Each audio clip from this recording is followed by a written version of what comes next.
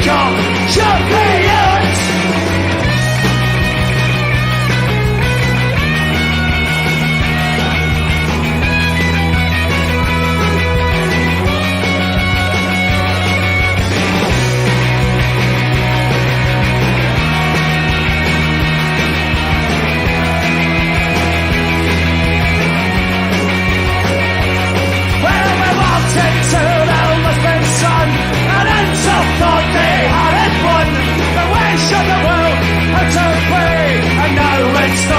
Celtic way, wait for the ball from side to side, and until they try to hide, the wait for the ball from front to back.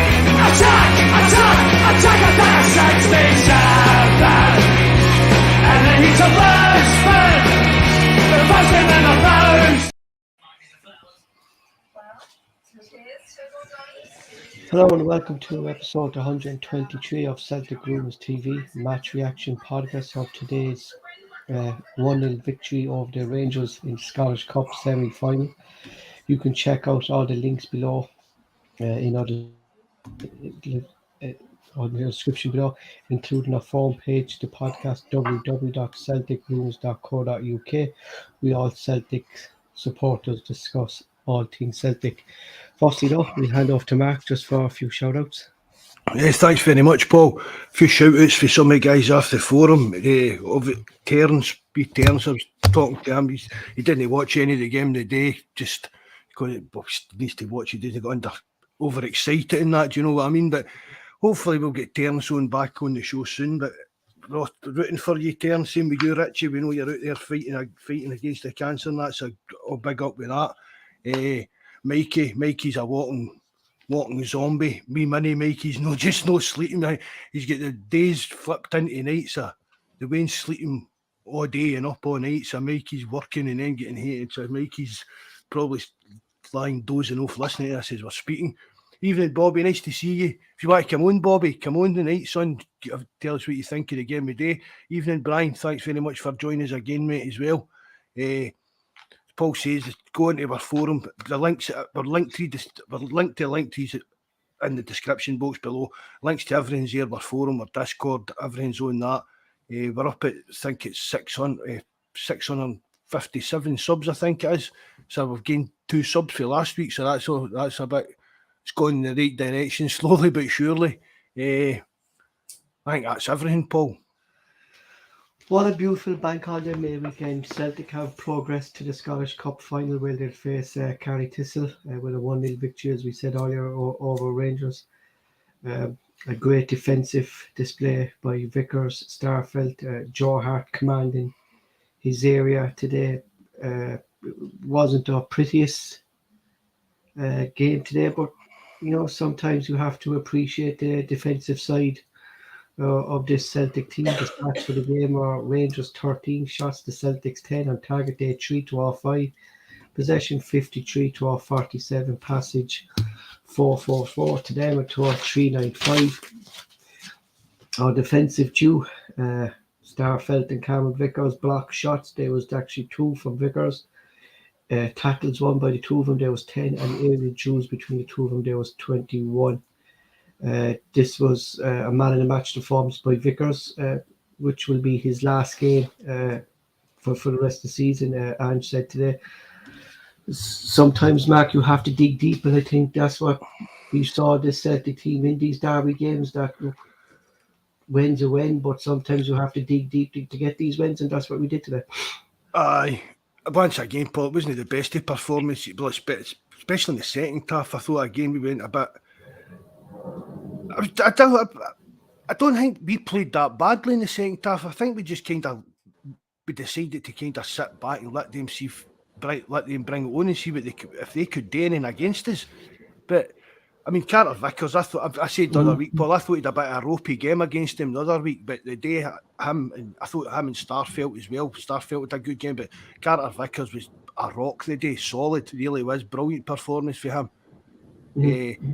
And I mean, they had like their half chances to hit the post. There was a couple of wee scrambles in the box and stuff like that, but they didn't really cause us any serious problems. No, I was just something I noticed between this game, Mark, and the last derby was when Yotta came off the Taylor side, Tavernier got more forward. Aye, And aye. at least and you saw that again today when Tavernier hit the post. That point was when Maeda and Yotta switched, but then you saw what Maeda did then and his quick reactions to that free kick. You know, they all stood still, they all respect. But Aye. I always said, Mark, you always said any player would tell you, play the whistle, and Celtic played the whistle. There was no, you know what I mean, and we took advantage of it. Aye, definitely. It was some pass from Maeda, some cross. Well, like I was looking at it, Mark. If you look at that cross as well, he's blinded by Barashek. I mean, he doesn't even look up, Paul. Yeah, he just puts the ball into a spot, hoping, but right into the danger area. Because see, any striker of that worth their salt, that's where they're going to be, Paul. Yeah, but every goal, Mark, they're going on about how much of a great servant Tavernier is to them. Every Celtic goal comes down his side. Do you know what I mean? Aye. Because I mean, ball watching, Mark. He can't defend, Paul. No, I've said that for years. And see, even Rangers fans say the exact same thing about him. See when things are going well, Tavernier's one of the best players in Scotland, blah, blah, blah. That's what they come out with. See when things aren't going well, he's one of the first ones to get it in the neck. You know what I mean? And he can't defend. He's a good player going forward, but he can't defend. Evening, Bobby. Can you hear us all right? Bobby, I can hear you all right, bud. Aye. How he's doing? Aye, all good, mate. All good. How are you? Oh, well, I think you know. Do you know what I mean? It's hard to be any other way. Do you know what I mean? That was brilliant today. Absolutely brilliant. It just kills your season. And I go in sometimes when I'm lying in bed and that, and have a wee sneaky look going, see like that following that. Aye. And see the laughs you get on that these days, man. Honestly, the one I go on is now we've obviously got the Rumours page. I sometimes go into the Rangers banter one, because some of the crap we talk on that, I know, man. It's comedy gold. Do you know what I mean? Aye. It's tremendous. See tomorrow, Tuesday, I'll send Paul a link to listen to like Clyde phone in, the Monday night phone in. Oh, it's brilliant. This is it, Paul. It's the only time we listen to them after. It's like, any time Rangers get beat, it's definitely worth listening to that. It really is. I used to listen to that quite a lot, but I see because of the guys that they've got on it put me right off it altogether. Put me right off it. It's like sports scene, isn't this? You know what I mean? Like it's all Rangers players on it. Like that is. You know, blinded by the blue shirt, like, you know. You've got that Andy Halliday on there, and he does his bump up. I think Rangers could win the league this year. I know. He doesn't even play with them now, and he's still on there as like a Rangers cheerleader. He done. You know, you mentioned Andy Halliday. I actually watched something. I think it was maybe that open goal. See the open goal thing. Aye, it's like the open. It's that Simon Ferry and that. Ferry, aye. And I was watching.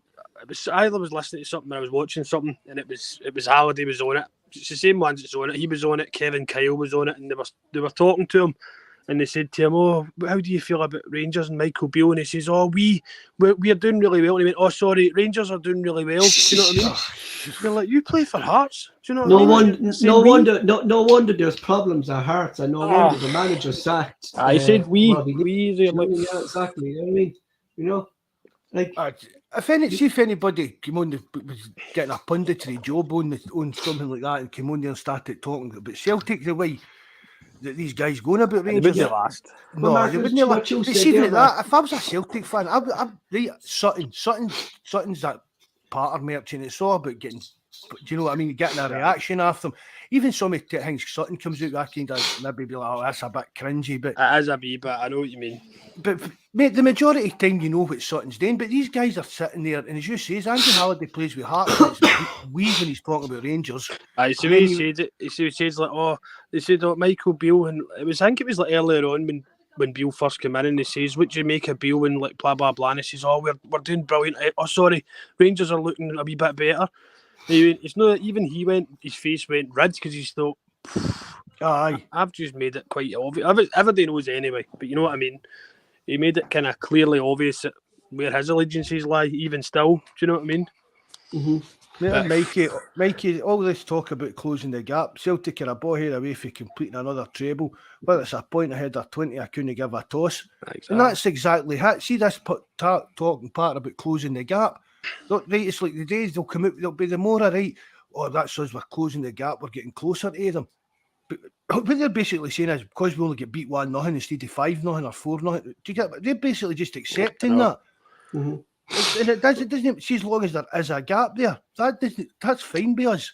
Well, if we win every derby game 1-0 like we've done today, I'll be a happy chappy. 1-1, exactly. Since Beale came in, his first interview was, they have the best squad. All right. In January, he said we've signed 2 players. We'll close that gap. And after today's game, I said from the start this was a summer rebuild. Do you know what I mean? You know, your man hasn't beaten Ange since he came in. No, and I think it's starting to get to him. I looked great during the day, didn't he? Aye, I think he. I mean, you can say that. Oh, sorry, when you go, Paul. But they haven't, man. Do you know what I mean? Aye, I mean that the day. See, that the day. Constantly going on like. That the day was like, for me, if I was a Rangers fan or whatever, for me that was a must-win game today. Do you know? I mean, obviously there'll be Celtic fans out there and that Disney Mark, what the score is at Ibrox, blah, whatever. I want us to go to Ibrox and beat them. I want us to beat them. Aye, definitely. I give them no glowing rights. Do you know what I mean? No, because even if we turn up at Ibrox with maybe a foot off the gas and they sneak a win or even a draw or something like that. They'll no shut up about it. No, and that'll be hit all summer. Do you know what I mean? We showed them in that last game in Ibrox, but it's a meaning. Well, is it any derby game? Meaningless, but you know what I mean? It's meaningless when the bigger picture. I mean, even if they beat us at Ibrox, we'll be skunning for a couple of days. And that'll be because we're still winning the league, we're still getting the cup final to look forward to. The way I look at it is like even the day, right? I don't ever give Rangers any credit really, but I would say that the performance was slightly better in like a containment sense. Like they contained Celtic a wee bit better. They got a wee bit closer, and then maybe you could say in the second half. But I wasn't sitting there worried that they were going to score though. If you get what I mean. No. Yeah, their final distribution is like. Aye. Like there was a wee spell just towards the end of the game. I thought, are they going to just sneak one of these? Do you know what I mean? Because it can happen in football. We know we've seen it 100 times. Do you know what I mean? But I was never keen. Even when they were like playing they were the like dominant team during the game. I wasn't panic mode and thought, we could end up. No, I thought Celtic were. See, once we went 1-0 up, I thought we were comfortable. We didn't really push on. We didn't. Do you know as well today? Do you know as well today, Mark? And we've spoke with Nunes at times on the podcast here about Joe Hart. Anytime he came out for a corner today, he commanded that box. I thought he was brilliant. He punched it away. Like Bobby would always say, like he needs to command his box more. And I always say, if he does it, Joe Hart will win it because he's one of the biggest players in the pitch. And that was Joe Hart. And his pomp today. Do you know what I mean? That was proper Joe Hart. I know sometimes he's a bit iffy with the ball at his feet, and obviously he's quite slow over ground and stuff. But that was a really good commanding goalkeeping performance for me today. I'm not going to say anything, but because I thought he was brilliant today. It was, Mark. Wasn't it something, Mark, that we wanted Joe Hart to be doing kind of all season, wasn't it? You know, and he did it today. And you know what I mean? It just gives a relief to the back four as well, like that your keeper is going to command the area with the ball in the air as well, Mark, don't it? Definitely. Yeah, goalkeeper and 2 centre backs is what any good team's built on, and you look at these 3 today, they were outstanding. Outstanding, weren't they? Like for Vickers, Bobby, to be carrying an injury, and put in that man of the match performance today. What gets me with Big Vickers as well is like I think he's only obviously. He's big built and he's very strong, but he's not even 6 foot. Do you know what I mean? And the way that he commands that box, and he can be up against like big lumps as well. Do you know what I mean? And he does seem to. He still wins his fair share, but I do feel that him and Starfelt were absolutely. They were amazing today. They really were. The two of them were cracking. There was one stage there. Morales was on the floor and Vickers fouled him. And Morales turned wrong and went to push, and he saw it was Vickers. He was looking over the line, getting the ball there, like, you know. Do you know? Aye. I'm not getting into that with him. Yeah, exactly. But Aye. it just shows the ignorance and how much of a bad losers they are as well, Bobby, when you see Cantwell pushing the physio's bag away from Hayata to get water. Do you know what I mean? But then Morelos end up saying to my on you go have that one. Yeah, you know, aye, lads gives to you know then, what I mean? like, do you know what I mean? You know, it's But ridiculous. I thought he's gave up anyway. that can't. Well, he's just thought he's because he's into all that social media stuff and that. Yeah, he want to stop dancing with those teenage girls and he dancing on TikTok with and concentrate on his career. Aye, but he knows he'll know what will win him a place in the hearts of the Rangers fans, Paul. Mm-hmm. Do you know what I mean? That's basically what. For me, he's one of these ones that he's got the potential that I could really, really dislike him because he's got one of these faces as well. I hate him already. I never liked him when he played with freaking Norwich. Mind saying when he's with them, like, you know what I mean? He's pandering to them their masses now, and he's got the wee face to go with it, and you're like, oh, I see you, man. He's just no for me at all. But I don't really rate him. Swaggering about there, I think he was a hard man in that the day, and it just, I mean, Maeda flattened him. I know. Do you know what I mean? What do you make of him? But I thought, again, Maeda flatters to deceive a wee bit, but the work that the boy puts in. Aye. Well, I was just saying there, Bobby, like, the minute Tavernier started coming into the game, it was when Jota and Maeda switched places. Mm-hmm. I mean, you could see the reason why Ange plays Maeda because he does pin back. Oh, definitely. The left backs, like, doesn't he? He's like the thing with Maeda for me though is like sometimes he gets the ball and you just know he's not going to take it by the player. And all though, do you know what I mean? He's like he a wee burst of pace, but then he stops, and you think he's run out of ideas here. He needs to have that kind of.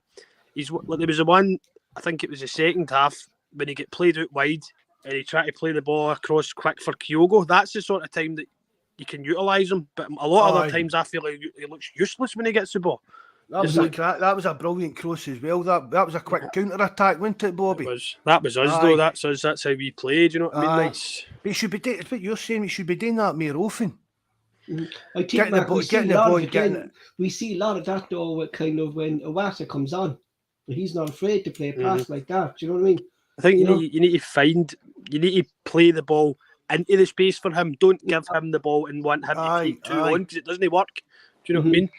Play a ball through the middle or out wide that he can get onto with pace because he's no one for taking it by a player or two because he never seemed to take it by a player with skill or anything. Do you know what I mean? It's just no his thing.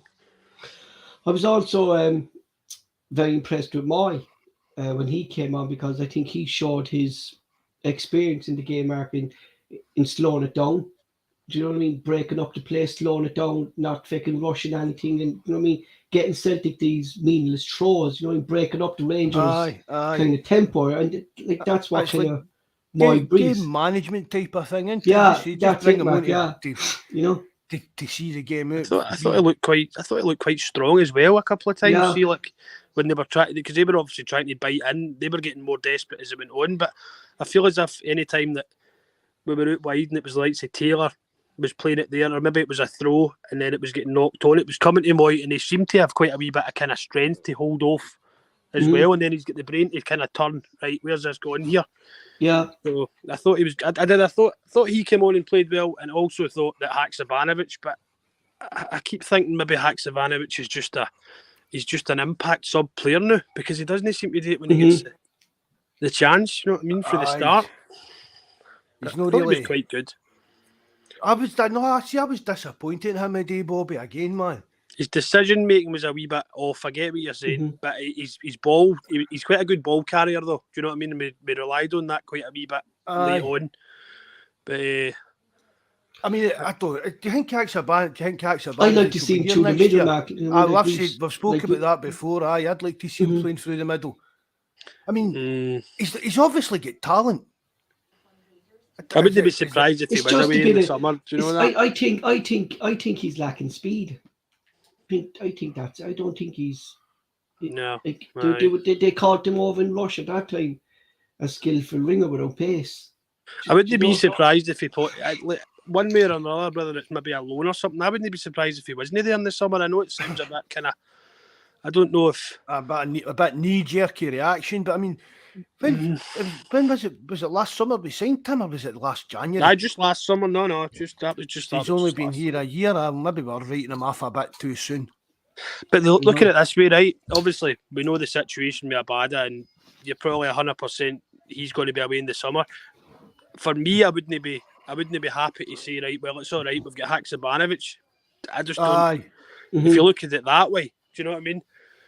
Because I think we need a right-sided midfielder anyway. Do you know I think Abada's burnt his bridges, Paul. I said this the other week on the podcast, and people, he's injured, but if all these stories about what's going on behind the scenes is true and all that, I'll be really, really surprised if we ever see Abada in a Celtic top again. I really will. It's disappointing. I like the player. I think he's a cracking player enough. I really think when he's on his game, his decision making again can be a wee bit kind of rash at times. But when he's on, he's on. Evening, you, Deef. Thanks very much for coming in again, mate. Hail, hail. Yeah, I agree. I agree with you back. I think he did. I think he's burned his bridges. I think that. I mean, I know he was meant to. But I think anyway, even if Abada did stay, I still think we need a right winger anyway.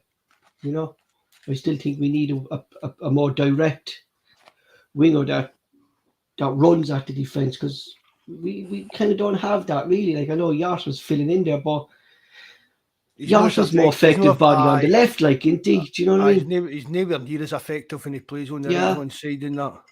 You know. No, but I thought there was a point where you would have probably said that it's not been recently, because I think Maida's in there, but there was a point where I'd have been happy with Jota, Abada and Kyogo every week. But no, I don't think it's. Look at Yakimakis, look at Juranovic. I think once they start to. Exactly, you're gone up the ball, like any kind of any bit of hint that you're not happy there. You're gone, like, well, get 15 million Bobby for a player that's sitting on our bench. Grand, take it, no problem. No problem at all. Take it. You know? It's not really a blow, like, but it's a blow for the player himself, picking up the injury. Alistair Johnson, Mark, considering the impact he had since he signed for Celtic in January. Just hopefully it's not that serious. I mean, I know he had a moon boot in that one, but he was still out jumping about on the park at the end of it and that. So you know what I mean? So did you just see Kyogo and he had to tell him to stop jumping around with the leg? See the two wives tell him to stop jumping around with the leg. Do you know? But I'm quite happy with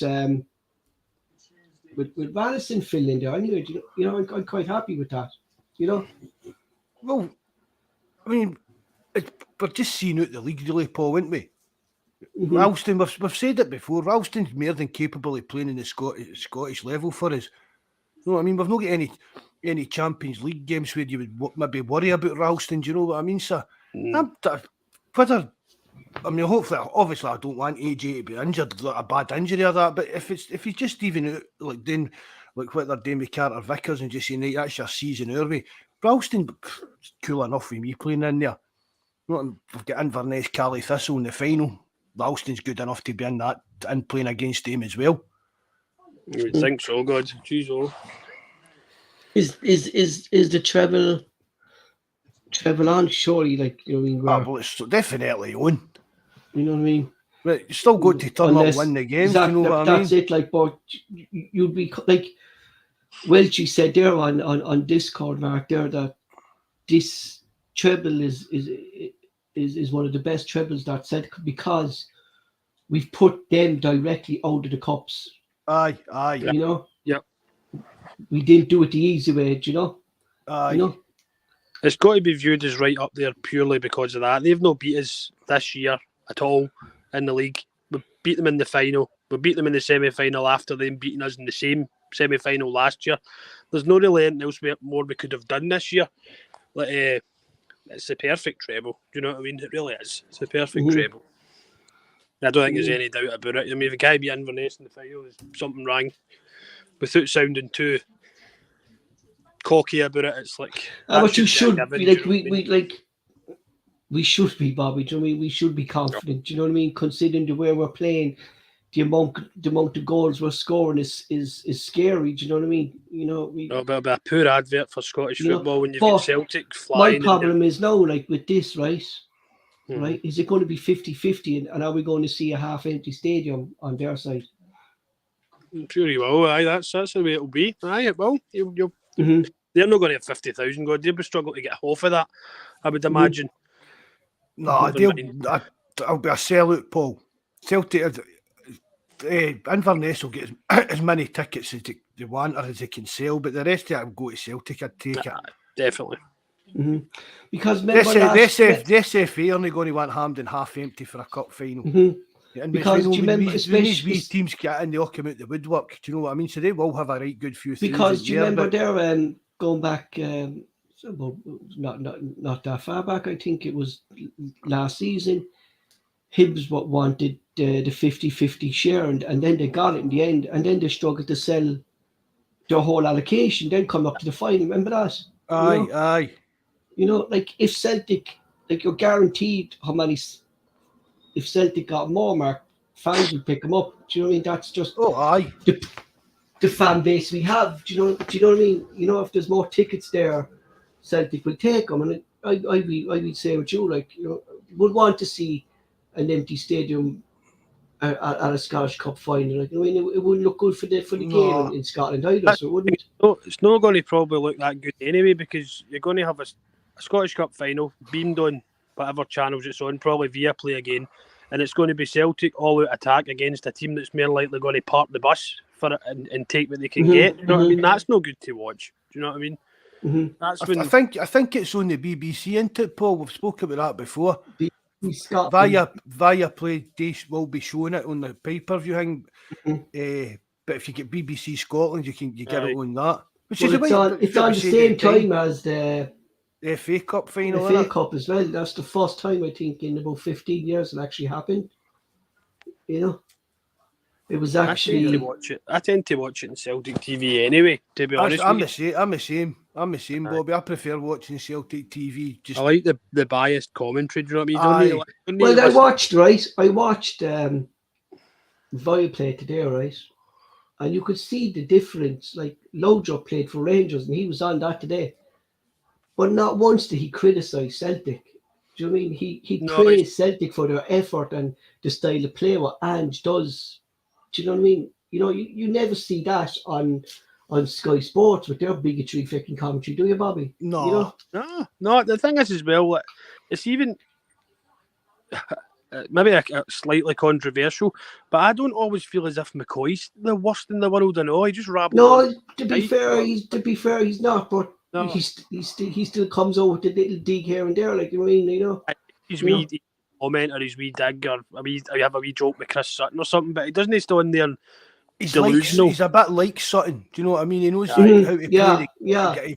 McCoy knows how to get a rise off of Celtic fans without offending them and taking it to the gutter kind of thing. And Sutton, he does it the same kind of thing. I think that's how they maybe get on a wee bit behind the scenes. You know what I mean? Because you notice sometimes Big Sutton will make a comment and you'll see like McCoy's kind of smirking, and then vice versa, McCoy still say something, but Sutton so what do you mean with that? Do you know what I mean? And they kind of bounce off each other. There was a thing there today. McCoy said Cantwell's he's doing well, he's playing well, he's running with the ball, and Chris, what you said that, and Chris Sutton goes, well, I'll give it to him that he's calling for the ball, Ali, but that's about it. I'll give him credit for that. Do you know what I mean? You know. But I'm not disputing. No, he does the fact McCoy's takes Celtic. I'm not disputing that fact, but I don't think he's not like Chris Boyd. Do you get what I mean? He called a penalty back. That's what I'm trying to say. Do you know what I mean? I think McCoy, he tries to be fair, but he tries to be fair with his kind of judgments. And see, when as you said there, anything that he does come out with, it's like a wee kind of tongue-in-cheek kind of laugh. He likes a wee cheek shot. Do you know what I mean? Aye, the wee cheeky chappy alley kind of thing in that. I don't like McCoy. I'm not sticking up for him, but no. He's not the worst. He's not the worst on the telly. He definitely isn't he? No. He talks a absolute load of fucking Harry fucking. That's right enough. Waffles on some amount, doesn't he? Right enough, he does. It's like he's just read a bookie like football commentary cliches and just uses it's just uses every cliche that he comes into his head. He's not a Boyd, but no way. Chris Boyd just I can't stand that guy. God, oh man. Yeah, well, those famous words going back two seasons ago now when Ange first signs for Celtic, he might as well get his plane ticket home now. He'd be gone by Christmas. Do you know what I mean? Oh no.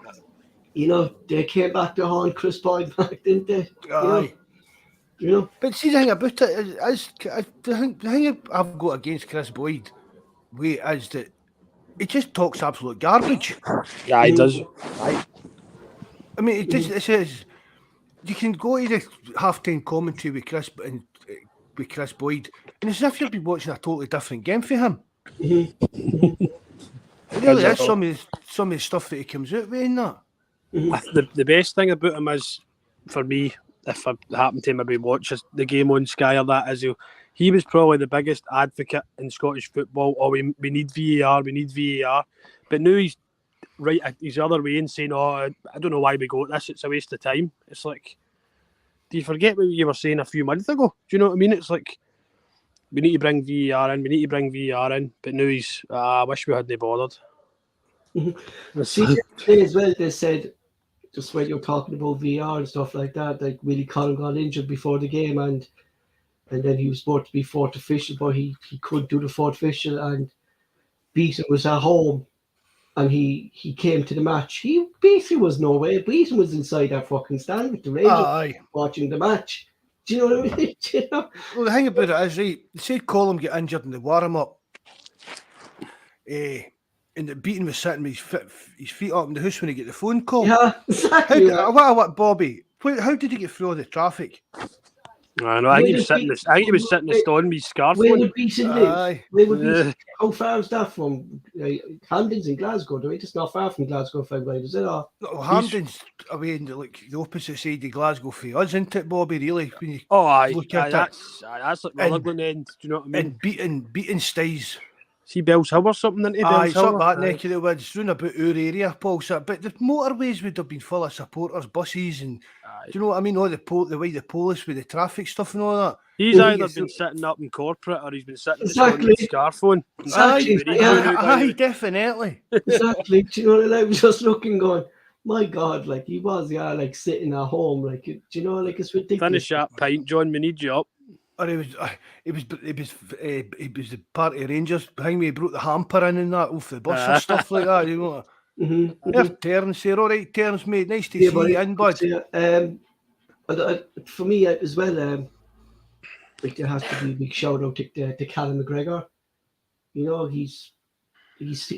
think he's starting to turn into this kind of Scott Brum wine merchant in these games. Kind of smirk. You see, at some stages there during the game, he was smirking at the Rangers players. He was laughing at them, you know, winding them up, Mark. You know. Aye. You know. Even as Stephen is that foxy boy there. Aye. Nice to see you, mate. Nice to see you again. As much as Callum McGregor and Scott Brown are entirely different personalities, for me, I don't think, and I'm sure the both of you will agree, I don't think anyone can be a captain of Rangers or Celtic and have that kind of gallus thing during the game. You need to stand up and be counted. Do you know what I mean? You can't be in your shell and be the captain of either club. So Jink McGregor learned off of Scott Brown, like, don't lose your head on the park. Yeah, laugh at them, even if they're booting you up and down. Just got them laugh at them. Well, I think you're starting to kind of see that a wee bit. Aye, I noticed it as well today a few times. Pardon me, sorry. Just give him a skin head and that'll be him. Aye.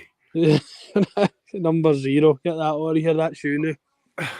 But I mean, as you said there, Bobby, him and McGregor and Scott Brown's totally different personalities altogether. But aye, definitely. He stepped up into the captaincy. Definitely, Mark. I'm just delighted for him. I'm delighted for him. Yeah. You know, he's only 29 and all. Do you know what I mean? He's not 30 till June. So still get plenty of to go. For me, Bobby, like he's shown us at international level with Scotland tearing one of the best European teams in football, Spain. Like he played Spain off the pitch. I mean, Callum McGregor's up there with the best in the world at the moment. You could, for me as well. Like without putting him down at all, he's quite different now in the kind of thing with terms that I think he just seems to be he does his job. He's kind of a wee bit like Brown in the case that he gets a tackle in, he moves the ball on. He doesn't stand out in a lot of games. Do you know what I mean? Whereas when he was a bit younger, he was more he scored a lot more goals and stuff like that. But I think he's he's took the role right on board. I think that's where we are with that. I think he's done a great job, and I don't think there's any chance that he's going to go anywhere new. He's 30 this year, so he's probably going to retire at the club, I would imagine. I don't. Well, do you think he will? Do you think? I mean, it's like, do you think James Forrest got to be here next year? I wouldn't think so. No, I mean, I don't know though. Like with the international ruling mark with the homegrown players, because I actually thought Bosman Law would fall under that mark, but he doesn't. Bosman Law's only at the club for 2 years. You have to be at the club 3 years. Right. Through the academy, so he actually won't fall into that. And there's a few Celtic players that actually won't, down in the youth system, that Paul, won't actually fall into that. Forrest in a serious wedge, Paul. And even if Celtic That's did right, want yeah, to well, keep, if they did want to keep him, reduce terms, I suppose, yeah. would Forrest be happy with that? Just, you're not going to get a game for us, but we're keeping you to be in the Champions League squad. Maybe age is Forrest, 30. He's 32, 33. Aye. And he has been picking up a lot of injuries as well this season. Aye. Again, I mean, we always thought, he's going to be a one-club man. Do you know what I mean? As the time was going on, but maybe he's actually no, and he's going to go away and maybe play a couple of years somewhere else. Maybe McGregor will end up the same. I mean, it's like there's Scott Brown. No, I mean, he went away to Aberdeen. I thought that was a strange one. Aye. I mean, Scott Brown said as much that when Ange came in, there was an offer there. Do you know what I mean? He was told, listen, maybe he was told, right. You're getting a kept tone, you'll not be half playing player, every half week. coach kind of thing. Do you know what I mean? And I don't know if that's maybe been the issue. Well, it's not an issue. That's been the reason why he's thought, well, I feel still fit enough to maybe go another season or two. And it's just no. Plus, maybe after the 10 in a row thing, he's just thought it was time to go as well. Do you know what I mean? But new manager coming in. Do you know what I mean? The club's going a totally new direction. Maybe it's just better for step aside. Really, I don't think there's anything else to it other than right. I've had my time. Right, Carl McGregor's the captain now. I wish him best. Do you know what I mean? I think that's maybe been more along the lines. Do you know what I mean? Aye. But I don't think McGregor. I don't think McGregor will get his heat turned with any kind of offers or that. I know what you're saying with that, Bobby. And I don't care what anybody says. By the way, for me, Callum McGregor could play at a top level. Aye, he really could. He could go. I'm not saying he could go and walk into a Real Madrid team or that. Do you know what I mean? But he could go and he could play at a good level in Spain again, he's at a bad age for doing something like that. Maybe if he was younger or that. But Callum McGregor doesn't see outside Celtic. I don't think outside Celtic and other actual professionals and pundits and that. But I don't think a lot of fans of other clubs actually like. I'm not meaning Callum McGregor's some player, but he doesn't seem to even get the kind of the plaudits for. Even when he plays with Scotland and does well in that, he doesn't get the plaudits for it. It's like Andy Robertson does well. McTominay and all that. Aye. Exactly. Do you know? I think the most likely time that if McGregor had his head turned or was maybe going to go was when Rodgers had first left and there was a talk of Leicester being interested in him. I think that was the kind of most kind of viable option that was there, but I never really thought. I just don't think. I think he's one of these players that, as you say, Mark, maybe he will go to somebody when he's a lot older. I think his best part of his career. Up to Aberdeen, like Scott Brown done up to Aberdeen or Dundee United for a year or two. Do you know what I mean? Aye, an old head and a different team, but I don't think there's anybody this summer or anything like that. I don't even think he would entertain it himself. Do you know what I mean? He was in attendance today. Did you see that? Rodgers was in attendance today. Was he? Yeah, he's probably looking up to take McBeal's job off him. Yeah. He was going to ask, is there any jobs going to win a few cups and I build up my reputation again and then I leave again during the season. You know, You wouldn't put it past him now, wouldn't you? Know, I've supported Rangers all my life. It's Aye. a joy Yeah, to but be here and all that. You know what I mean? Beale must be under.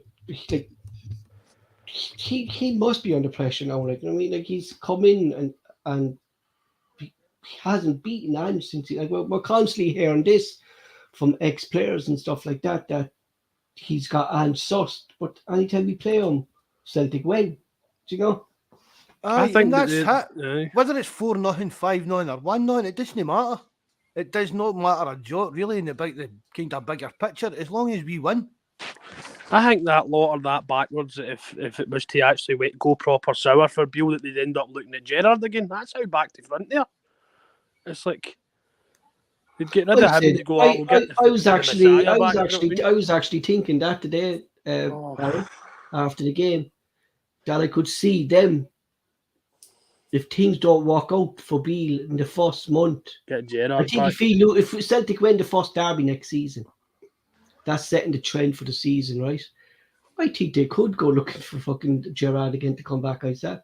Well, the way that you look at it is right. The way that it always flips round about. So the first Old Firm game the first Celtic Rangers game next year will be at Ibrox, because that's the way they work it. Do you know what I mean? The first one's at Celtic Park. So if we were to go and win that one early on next season, then I would say so, Paul. Why that could be final nail. Do you know what I mean? That would be. You know, because on the back of them no qualifying for the Champions League. Oh, that'd be brilliant. Can only dream. Yeah, well, Mark, it is good it will be make a break for him, because if you look at the amount of players that are potentially leaving, there's up to about 11 players leaving, so he's going to be bringing in a brand new squad. Do you know what I mean? The pressure's on him, then, isn't it? Aye. It's a problem that Celtic had for years. You know what I mean? End up waiting to see if we were getting Champions League qualification before we actually went out and done any in the transfer market. And it came back and butt us in the bum every single year under Lowell. It came back and butt us in the bum. But they're going to be looking at. They talk about this big rebuild and whatever, and obviously a lot of players are leaving Rangers. But any players they bring in, the biggest bulk it's going to be free transfers, loan deals, and all that. How can you rebuild on that? Do you know what I mean? It's no. Right, on the great one yesterday that day they were after El Shari. Do you know the fella from Roma? That they were after him. Fellas playing week in and week out for Jose Mourinho. Do you know what I mean? You know, with Roma. That's because Beale put up a picture of the Colosseum and not said that, he must be earn Rome looking at players. Right, it was like a kind of. It was something to do because they were getting up to play Aberdeen, like getting into do you know what I mean? Getting into a battle. That was what he meant. Because all these papers had listed, he's free, he's coming under a Bosman, he's going free. They were talking about that. I seen something about that today. They were talking about that Andrea Bellotti that plays in Serie A. Aye. And, somebody says he's only $80,000 a week. So, but then one wee journalist, I can't remember what paper it was, he popped up and said, but Beale's been at training every day this week, so he's not even in Italy. No. Do you know what I mean? So these guys have spent their day's work.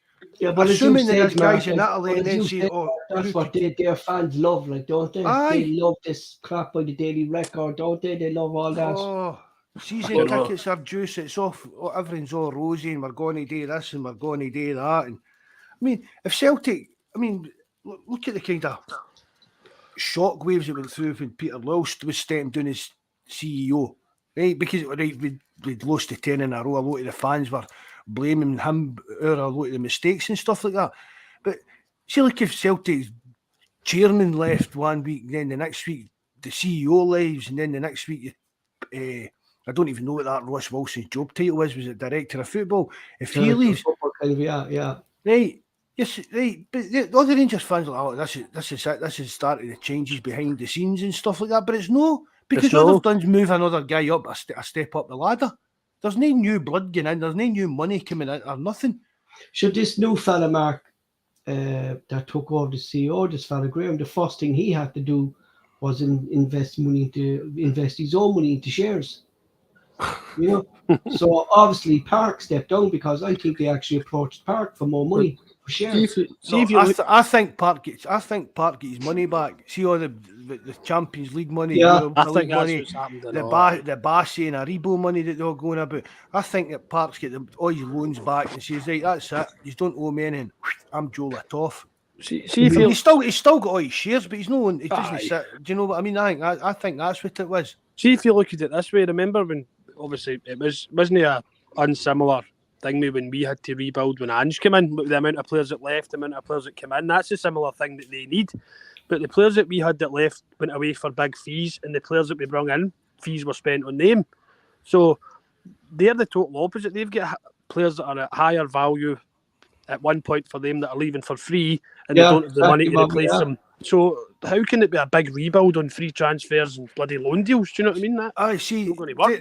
They're facing a transfer window, Bobby, the way like Dundee United doing that. Do you know what I mean? Aye, we've got some money to spend, but we're looking at free transfers or young players doing that. Do you know what I mean? They're never.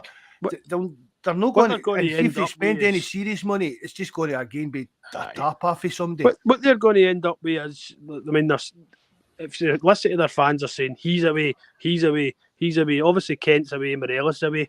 But what I think is most likely to happen is some of these players who their fans think are a shoe in to go are probably still going to be involved next season. Do you know what I mean? Oh, aye. If they're under contract, a lot of them will still be there. That's the thing about it. Aye. The Dr. Strangelove in. Nice to see you again, mate. Thanks for coming in. Shevko's season ended in April. Trophyless, a rookie. Mickey Beale is a guy they expected to spend their larger resource and challenge for Celtics.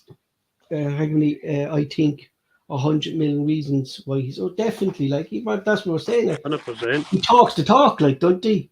Do you know what I mean? But he's a pure Rangers manager. Do you know what I mean? But with that, he's the Rangers manager. The way he acts and talks to the press and just talks down to other teams and stuff. Do you know what bugs me? Do you know what bugs me about him, Mark? And it's really disrespectful. And he did it now again today, before the match and after match. He doesn't mention Celtic by name. He called us the opponent. I think that's very disrespectful. No, I heard him saying Celtic before the game, Paul. Did he? He definitely mentioned Celtic before the game. You know, he's another one. It's just that he's just got that face, and all for me, it's like I hate that guy now. But they're putting all that. I mean, it worked out for us. Thank God, with Angie putting all our eggs in the one basket. But I saw him. Bill came out after that. Wilson left, and he didn't want it, Mark. Yeah, he didn't want it. One day they told him, "You're getting a director of football." It was. I'm in charge. It could be better just being a one-man decision. But Mark, is that like the Rangers then, like, kind of not trusting him to freaking do it or something? Trusting who? Beale. You know. Would you trust him?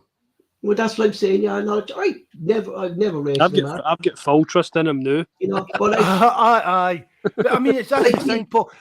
But I mean, see, Fish was like a guy. I can't stand a guy or that. But see, Fish was somebody like Neil Warnock, or even if they dragged up somebody like Harry Redknapp or something like that. Definitely. You would be maybe a wee bit. Because they would be able to. And a wee bit more wily, isn't they? Aye, a wee bit more streetwise, and they know the game inside out and stuff like that. I mean, this guy's just an absolute amateur, and they're going to. I mean, even if they have got some money, they're putting this in the hands of this Beale, and which is a massive risk. It's a gamble because this might be their actual last roll of the dice to actually do anything before these kind of the new UEFA regs and all that really kick in.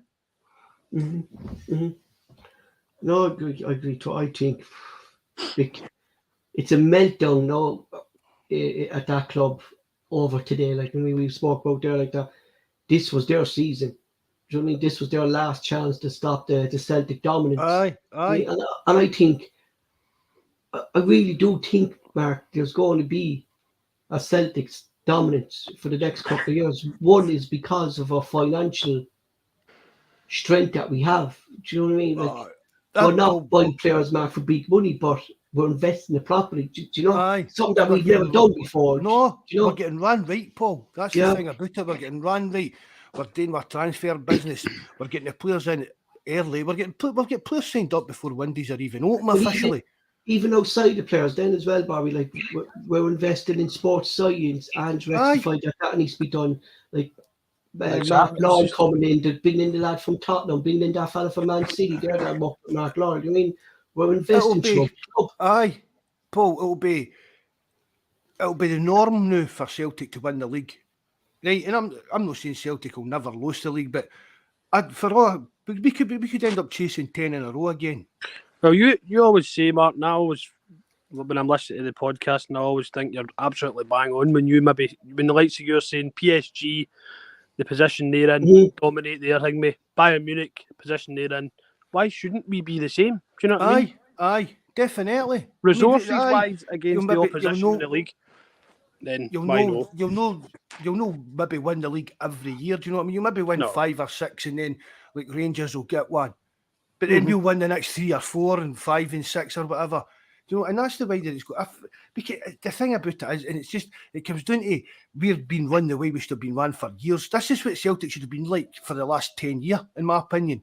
Because even at the time, when they get liquidated and started doing the lower divisions, Celtic could have went and got a young coach. Do you know what I mean? Built that model back then when we didn't even have Rangers breathing down their necks. We could have got away with odd mistakes, and I think that's what they were trying to do with Ronnie, and it just didn't. Do you know what? Aye, and it would have been just by this time. Who knows where it would have been if we'd been ran the way we were the new back then, selling players for massive money and using that to invest. Still making money to put in the bank, but suppose you bring in 15 million, we'll spend 3 or 4 million a player, we'll spend 2 or 3 into this sports science stuff, we'll spend another 2 on this, and the rest can sit in the bank. Well, Ronnie Dyler's tenure wouldn't have been cut as short if they hadn't been beating that game against Rangers when they were in the lower leagues. Do you know what I mean? That's what kind of ended him. That was when Rangers beat Celtic. I think it was in penalties that time. Aye. Lower leagues, and that was Ronnie Dunn. Do you know what I mean? That was him. But to do that, then who knows? To do that as well, Mark, like to keep this dominance, like Celtic need to make sure we get to at least the group stage of the Champions League as well to have this. Aye, you coming in. Do you know what I mean? We need to keep bringing in the money, and that's the only reason Celtic. But we need to start upping our game in Europe, Paul, making sure that we're getting into this Champions League without qualifiers and that. I need to jump away now, right? Is that all right? Right. Aye, no bother, Bobby. Just the wee man's at his nana's, he's trying to phone us, so that's me. Aye, no hassle, Bobby. Thanks very much for coming on, problem. mate. Right. Catch you later on, bud. Right. Cheers, no guys. hassle, mate. Bye. Bye. And at least as well, Mark, finishing third in the Champions League. You know? Aye, that should be the minimum. Aye, get it falling down into the Europa League, and then just kind of your luck. You could get a decent run in that, and you could end up getting out in the first round if you drop down to it. But Andrew, I think next year it'll be a big. What's the word? I'm not a big judgment, but it'll be a big. It'll be sort of. It's a thing that we need to improve in Europe, Paul. Ange will be judged on Europe next year, I reckon. Do you know what I mean? How well we do in Europe. Well, I'm going back to when he's quotes, Mark, there. He said, don't get attached to any player. No. Players will be sold, and they'll be sold for money for Celtic to move to that next step. And look, if that's what we have to do, Mark, and you kind of never want your favourite to be sold, but if we can bring in someone better and who makes a better impact, in Andrew trust, into that moment. That's it. I mean, look there, Juranovic leaves and AJ comes in. Look at it. I mean, it's AJ for me is a far better player than Juranovic was. And he slipped into that team, Paul. We've said it. We always said, evening, Richie. Nice to see you, Richie, mate. In the last couple of derbies, Kent was more effective against Juranovic. Aye. You know what I mean? And for him, that was a big blow for him. This is their star player, Mark. They get hauled off at half time. You know, and they didn't do any better when Ralston came on. No. And they started trying to kind of target Ralston, wasn't it? That's where they said they were going down most of it. But it's just going. We're that much in front of them, really, Paul. That even if they'd beat us the day, it wouldn't have made that much a difference to Celtic going forward. It would have made a hell of a lot of difference to Rangers going forward. You know what I mean? It would have gave them that boost. And if they'd been going into this cup final against Inverness, Cali, Thistle, they'd have been quite confident that they'd be able to beat them and win a cup. But that's it. Like, should we be calling ourselves now potential Scottish Cup champions instead of winners? Potential most successful club in the world. You know, like, we're not far off it now, Mark. Are we? No. If we do win that, I think, is it just 2 trophies of this? I think, well, If you win this, I think we. I think if we win these two, well, we win the league and we win the Scottish Cup, I think that puts us on the same trophies as the original Rangers. Going with just what people say on Twitter and that. And then next year, if we win a couple of trophies, that puts us on the totally, like, the 2 Rangers. Do you know what I mean? Yeah. I've said to you, see when it happens, Paul, we'll have a laugh and a joke about it. Exactly. But then after that, we'll know things up. There'll no be things up in the wall at Celtic Park saying they're the most successful club in the world and pish like that. That's never going to happen. Especially because all of a sudden, I know all the Rangers fans have actually found out about this team at is it Egypt? Al-Halahi or something they're called. Yeah. Oh, they never heard of them for all these years. They've been piping up about them being the most successful club in the world, but now we're getting closer to them. Their trophy holders starting to say, oh, what about this Egyptian team? And see, once we take that out, Paul, that's team, they've got absolutely nothing. That's it, Mark. That's their bragging rights gone. Well, they'll have one thing left, but we don't talk about that on here. Do you know what I mean? See why lower themselves to that level, and that is all they're going to have. Richard is saying there, Pity Johnson and Vickers are out. Like, are you confident, Mark, with the end of the season? Kobayashi coming in there, Gets him a few games under his belt for a start as well, Paul. So I have not got any problem with because, Mark, what I do after the Hibs, the Hearts and Rangers game is I'll start giving the likes of Barnaby some game time as well. Get him up and running for next season and rest Taylor for the Scottish Cup final. Do you know what I mean? Get these players game time, get them bred into the team. Do you know what I mean? Like I thought when Noasa came in today, Mark, I thought he was outstanding again. Do you know what I mean? He's passing, throwing nonsense out of him, and there was times again today that himself and Callum, well, they were side by side, Mark. Like, it was like 2 pivots again during the game today to start up that midfield area. Do you know? Aye. Because I thought they went back to their kind of dirty antics today, Mark, with their dirty challenges and stuff. When that Arfield came on right away, you knew it was just going to turn into a kicking contest. Himself and Longstrom again, boy. Do you know what I mean? You know. Well, she you coming on, bud? When she got to the match, he'd be up in Hampden, wouldn't he?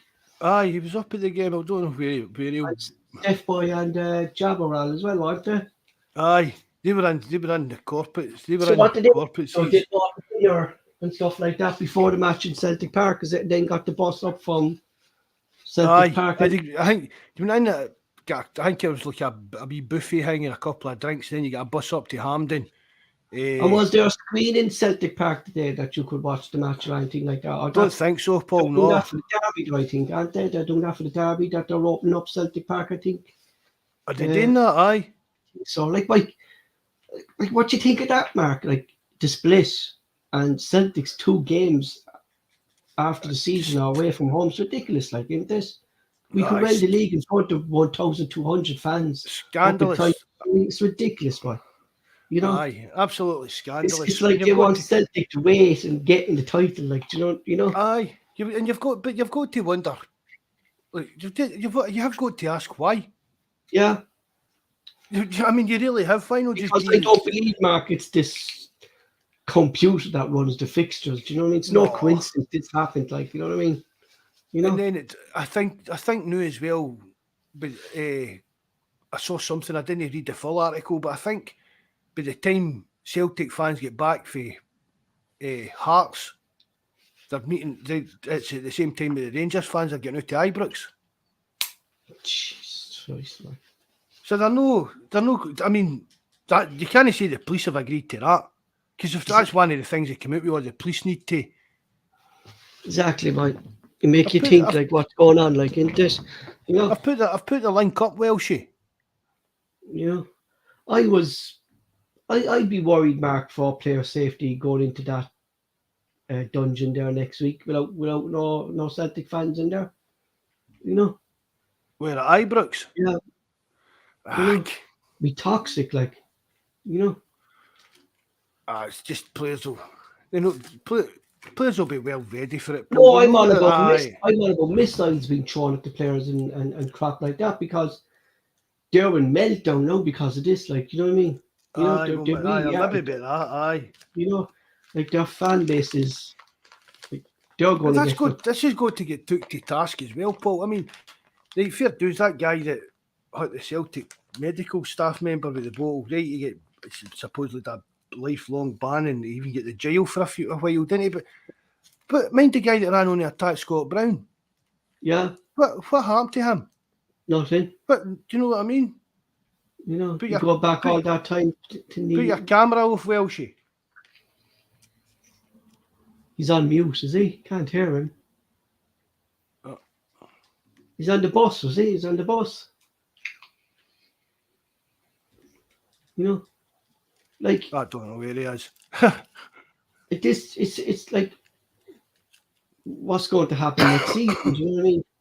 You know, if this isn't sorted out, like the thing that gets me, Mark, is they're throwing it back at Celtic. I mean, this isn't Celtic's problem. You know what I mean? You know, we didn't start this issue. No, it was them that started it, and as we said, Paul, because they sell season tickets now, it's going to be even harder for them to get back to Guinness a full allocation. Hello, Welshie. How we doing, am I there? Aye, we can hear you, bud. Aye.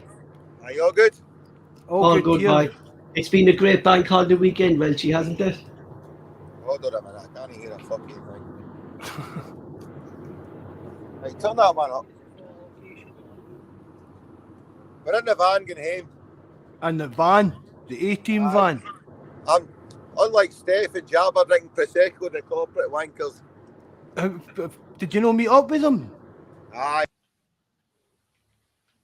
So they get the bus down so as well, is it? Jesus, that's very posh for them, isn't it? There You he's know. cut off again. You know, what was that banner actually? What did that banner say, Mark? There in the, I couldn't make it out what it said. That Foot the one. the Green Brigade put up at the end. What was that? Oh, it was something about the trophy count, Paul. Because I couldn't make it Aye. out. Like, you know, like the minute it's like the cameras come off it straight away, and you only just kind of get a glimpse of it, and you can't see it, like, you know. You've got fair play to Green Brigade. They've took it to the next level this year, haven't they? They Oh, have with some of outstanding, the- Mark. Aye. Really has outstanding, like, you know. Right. So there. I don't even think he knows he's on here. Can you hear me?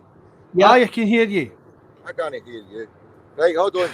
The banner was 10, 20, 30, 40, 50 or more, and I thought that was brilliant. But then he changed it.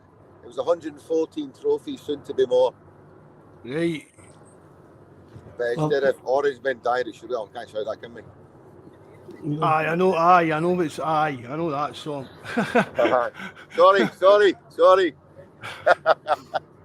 So what time will you get home at tonight? I'll be home in about 20 minutes. We're nearly home. Oh, that's not bad then, is it? Oh, we did straight to the ground, straight down the road. It's been good. That's what I was saying to you, Paul. 1:30 on a Sunday's a brilliant kick-off for us. Yeah, I was considering that there. Yeah, I would say it actually is, like, because we're kind of home all enough as well, aren't you? In fairness, like, you know. It's not good for the wife because I'll be home in a minute, half cut. You off work tomorrow? Aye. You know, let the celebration. Are you off, Paul? Let the celebrations begin, boy. You know. Are you off tomorrow? Yes. Yeah. Aye. Yeah. You know. You off next? What about Something next like- week? You coming out for the I'm coronation? not Paul? off for no King's coronation. My shit. I thought you'd have got an invite for Why, that. we're the public, mind. That's at all, man. You know, Jesus Christ. You know, did you get 3 days off up there for that? Do you? No, I don't think it's 3 days. It's just an extra bank holiday Monday, I think. I don't think Friday's a bank holiday. Load of fucking piss, man. That's what it is. Aye. You know, I hope Harry comes out with another book before us and stirs the shit up and everything, the whole family. Huh? think everyone's waiting to see what Harry does, mate. That's what they are. Do you know what I mean? Can't get home. Welch there. He's on the motorway. That's not bad. Actually, home in 20 minutes. Aye. It's not bad. Get Mark not over here. Like, I suppose, like, you have to give King Mark for Cam McCarthy Vickers, right? Like, playing through injury, doing that performance. No Celtic can get him this operation before he'd be ready for next season. But they're going on about Celtic sent out the link there, player of the season and stuff like that. And like, he has to be up there as well, don't he, Vickers? For player of the season. Yeah, that's what I voted for. I think it's very hard, Mark, to vote for player of the season this year because the whole team stood out. They really did. Like, the whole team stood out. Like, and not one player, for me, doesn't deserve it. I went for Rio because I just think he's just been a different level, Mark. We Hitachi this year, he's been outstanding. Like, but he wasn't fit today, Mark, was he? No. You could see that he wasn't himself. You could tell that right out. You could tell it after 10 minutes, Paul. I put on the live chat after about half an hour. I hadn't even heard his name mentioned. Did he even touch the ball yet? It's we've not got to slaughter a guy for a poor game after what he's done for us. But he just said it was miles off the fitness today. I think it was more kind of a psychology team, Mark, from Ange putting him in there. I think it was more, Paul, even a kind of down to the kind of thing, right? You're maybe not fit to last. You're not going to be fit to last the full game, but get us into a position where we're winning. Do you know what I mean? And then you're coming off. Mm-hmm. But then Mark Moy came on then, and we criticised Moy in the last derby that had passed him by, but he actually wasn't fully fit then either. And the minute he kind of gets a game time behind him, his control of that game today was like what yourself and Bobby said. Game management was outstanding. In today, he came on at the right time. Like, but can I be the win, Paul? So you can't sit and say, "I should have started this and started that." No, I'm actually. You know what I mean? I just no quiz into Hitachi. I thought Zeus and Mark what he did for all season, but he got us there for 60 minutes. Do you know what I mean? He did put in through one or two good passes when he had the ball. You know what I mean? But what about O? What's your thing with O? What about the guys in the chat? What's your take on Big O? Strange one for me now at the moment, boy. Really is, because I was looking at G. Camarcus there last week, and I think it's 6 games he's played, Mark, and he's got about 5 to 7 goals already there. Aye. And that's the clinical touch that G. Camarcus has. Aye. But Denmark, for me, does all get into these, like we've said it about Kyogo, and I kind of have to say about all as well, like his decision making getting into the box, Mark, isn't there either, is it? Do you know what I mean? You expect him to be in the box more for his height and his physicality. Aye. I mean, there's definitely a player in there, Paul. Definitely, yeah. I'm not. He might be just a bit young for. I think Mark Hoffey. Maybe not even young, Paul. Maybe just inexperienced. Again, yeah.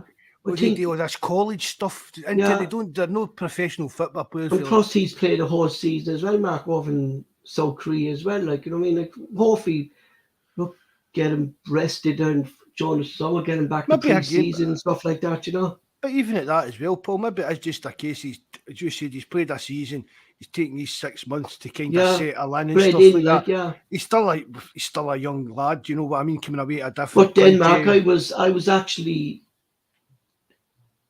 calling for Ange to bring him on today to do the job. What he actually does is hold up that ball. That McGregor could go long at some stage. Not McGregor, sorry, Hart could boot the ball long up the O and relieve that bit of pressure off the back line, because I think that's one of our strengths. He's holding up the ball and bringing players around. He's a kind of Mark Viduka type of player for me, because he's big and strong, but he showed he's got a bit of pace about him as well for his size, which maybe you weren't kind of expecting. I mean, I've seen a lot of people on Twitter now that usual saying that over the last couple of weeks that he's no goat in that, but could we bring in another striker? Probably. I've said it before. Yeah, I think we should have three strikers. These people, Denmark, you fucking. I use the crow from next Rangers player now with Graham Souness. I played the game. You know what I mean? Like, you have to question, has these fellas actually played football and watched O as a player and what O does? Do you know what I mean? O creates wings, Mark. Sorry, Paul, to interrupt you. Just what Bobby's saying there about Carter Vickers. He's going in for an operation, isn't he? Yeah, he's. That's him out for the rest of the season, Bobby. He'll not be in this cup final squad. Yeah.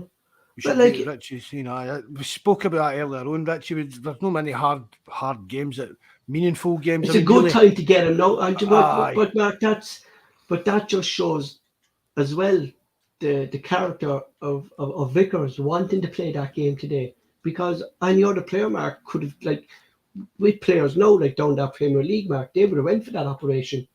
You know, and they would even see when they get the knock off. Was it Morelos? Yeah, Which yeah. I don't think there was any malice in that. Morelos was quite entitled to go for that ball. I thought it was just another accidental clash. But even then, Paul, he could have kind of, fuck this, I'm coming off now. That's what he did, I mean? man. Aye. You know what I mean? You know, of those 21 able Jews today, Mark, Vickers won 17 of them. 17 of those able Jews today. And like what Bobby was saying there, he's not the biggest in height. No. But he really gets beaten in the air himself and Starfelt. They really get, like, a lot of people are praising Vickers today, but Starfelt was brilliant as well today, Mark. I thought even Taylor, I thought Taylor had a great game as well. You know, Johnson. Well, Taylor's going to be ball off an assault anyway for just do you not read that? He's been ball off for assault. He was arrested after the game for assaulting a woman on the pitch called Cantwell. Grabbing her by the t-shirt. You know, like, but back to Mark, like, look, a lot of people write off players when they don't think of what he's come from. He's come from a different continent. He's been playing all season. He has no pre-season on the Ange, so he mightn't be up to speed of what Ange is playing. But Klinsmann said last week, Mark, after what, like, I thought that game did him no favours actually the last game when he stood off by Klinsmann. But Klinsmann actually said after that game, this fella's a raw talent. Like, you know, this fella has the potential to be something big, and I still believe, Mark, he will be. But do we need a third striker? I think we do, Mark. Really, do you? Well, I think we do, Paul, for a simple reason is it kind of low averages. I mean, Kyogo gets injured. I've been touched wood, nothing happens. But imagine first game of the season next year, Kyogo breaks his leg. That's you. You've got one striker. And I've spoken about it before here. Either you get down the route of, like, so I mean, because they're not going to get much game time. That's the thing you've got to think about. So either going to be maybe like a young player coming through the academy that's ready. Or Jermaine Defoe, Mark, who's happy to sit in that thing and come on and make an impact. Like, you know, somebody that's coming towards the end of their career and just I'll be happy to be at a big club like Celtic, win a few medals and be about a big team kind of thing. Do you know what I mean? Because there's plenty of players out there at that age that could probably days a turn at that kind of that. Well, gee, Paul, you'll get that if you don't. But I'm praising I'm not giving all about at all. I'm on about I'm defending the poor boy. That's what I am. Jesus Christ. The two are defending him. The two think that definitely a player there. Do you know what I mean? You know, so I was actually screaming with it. A lot of people back are praising Bo Hart. Yeah, I said at the start, Joe Hart was. Well, Frank, Frank, nice to see you. I don't think you've been in here before, Frank. Nice to see you anyway, mate. Thanks very much for coming in. Joe Hart today, let's just go back to what we were saying there, Mark, was Joe Hart, what we want him to do, command his area for corners and like. he's proved, Mark, and I've said it to you before as well. Like Joe Hart proved in some games that when he comes out, 99% of the time, Joe Hart gets a hand in the ball. Do you know what I mean? Aye. You know, he doesn't have to catch it. He's just punch not it. been doing it often enough. But Yeah, but his sometimes, punches Paul, today, Mark, like his punches from corners today, he was punching the ball to an area where a Rangers player couldn't get it. Do you know what I mean? He was punching into space. There was no dangers there, and even when they had their long balls, he was out. He played as kind of sweeper keeper today as well. aye. You know, I don't know. I like people are going on about all the scoreline and Celtic want the best and think. I thought Celtic were brilliant today, Mark. Like sometimes you need to have a good defensive play, Mark. And what was even Martin Neal said that today, and the fella Michael Joe said that we're seeing things from this Celtic team that we don't see on the Ange, and how strong defensively we are. You know, Well, if the you're resilience of this team. As I said earlier, Paul, it was as if we went 1-0 up and said, and it was like, well, let's see what yous have got. You come on to us now and see if you can try and get anything back.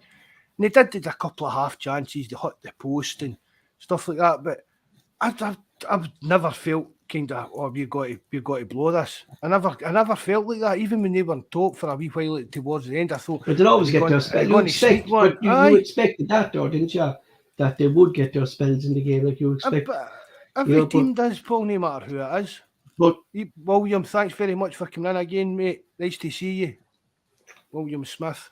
We were never in danger, Mark. Like there was no way that it was just one of those games, Mark. Sorry. Celtic had another 2 or 3 years they could have went up, Paul. Exactly, yeah. You know what I mean? Like there was no way that defense of Joe Hart were giving away a goal today. That's how I felt today. You know, that we weren't giving away a goal now. How much pressure we were on or stuff like that. We weren't giving away a goal today. That was it. You know. I don't know, Mark. I think they're going to crumble over on the other side of the town like that. You know, really do. Like, you know, this now was really put the nail on the head for them like that. Like, these next games are coming into, Paul, mean nothing to them. Mm-hmm. We'll win. I think we'll increase the gap in the league. I definitely do. Definitely. You know, because we've saw that already with them, Mark. When the league's over, they just switch off. Aye. You know, like I'm going back to there. Like what I said earlier is nearly every Celtic goal this season has come down Captain Fantastic side. Do you know what I mean? You know, and they're going on that he's saying the man is pissed. Like, you know what I mean?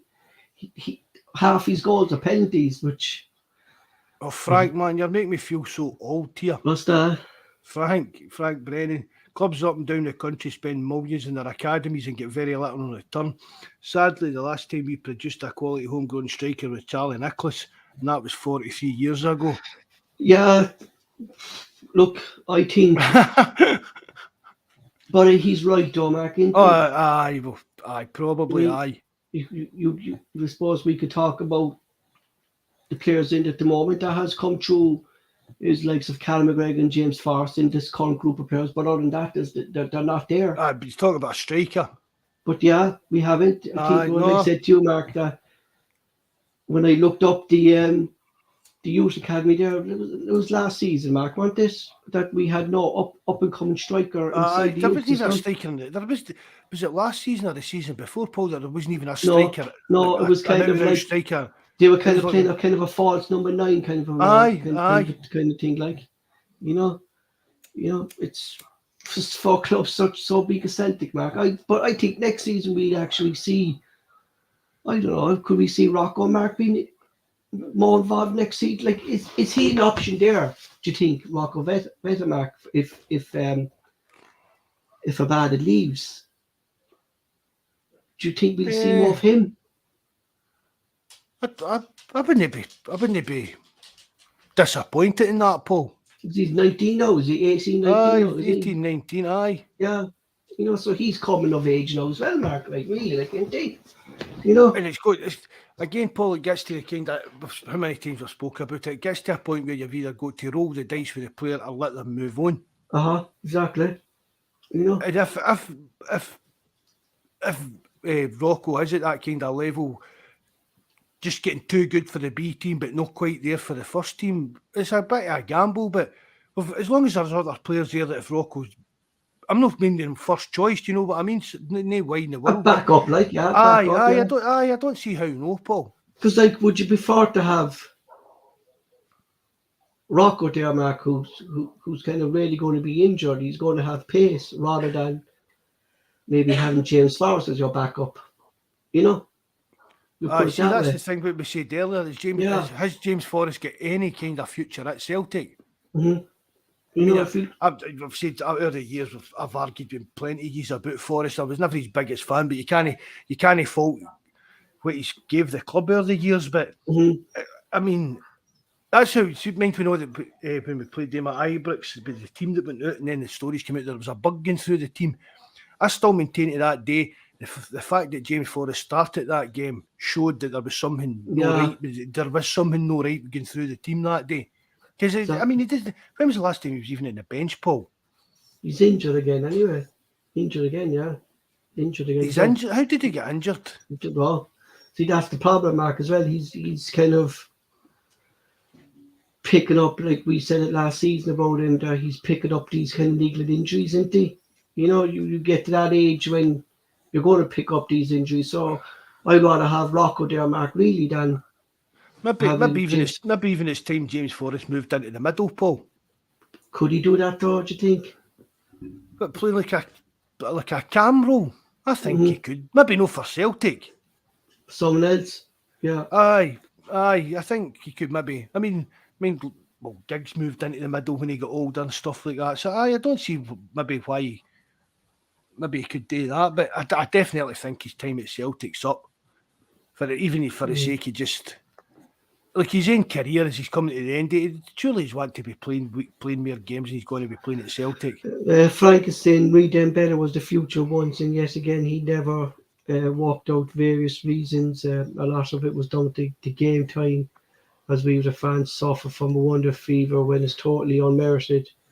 But a lot of that was down to Celtic themselves with them, Bell. Yeah, putting them out on YouTube as well, Mark.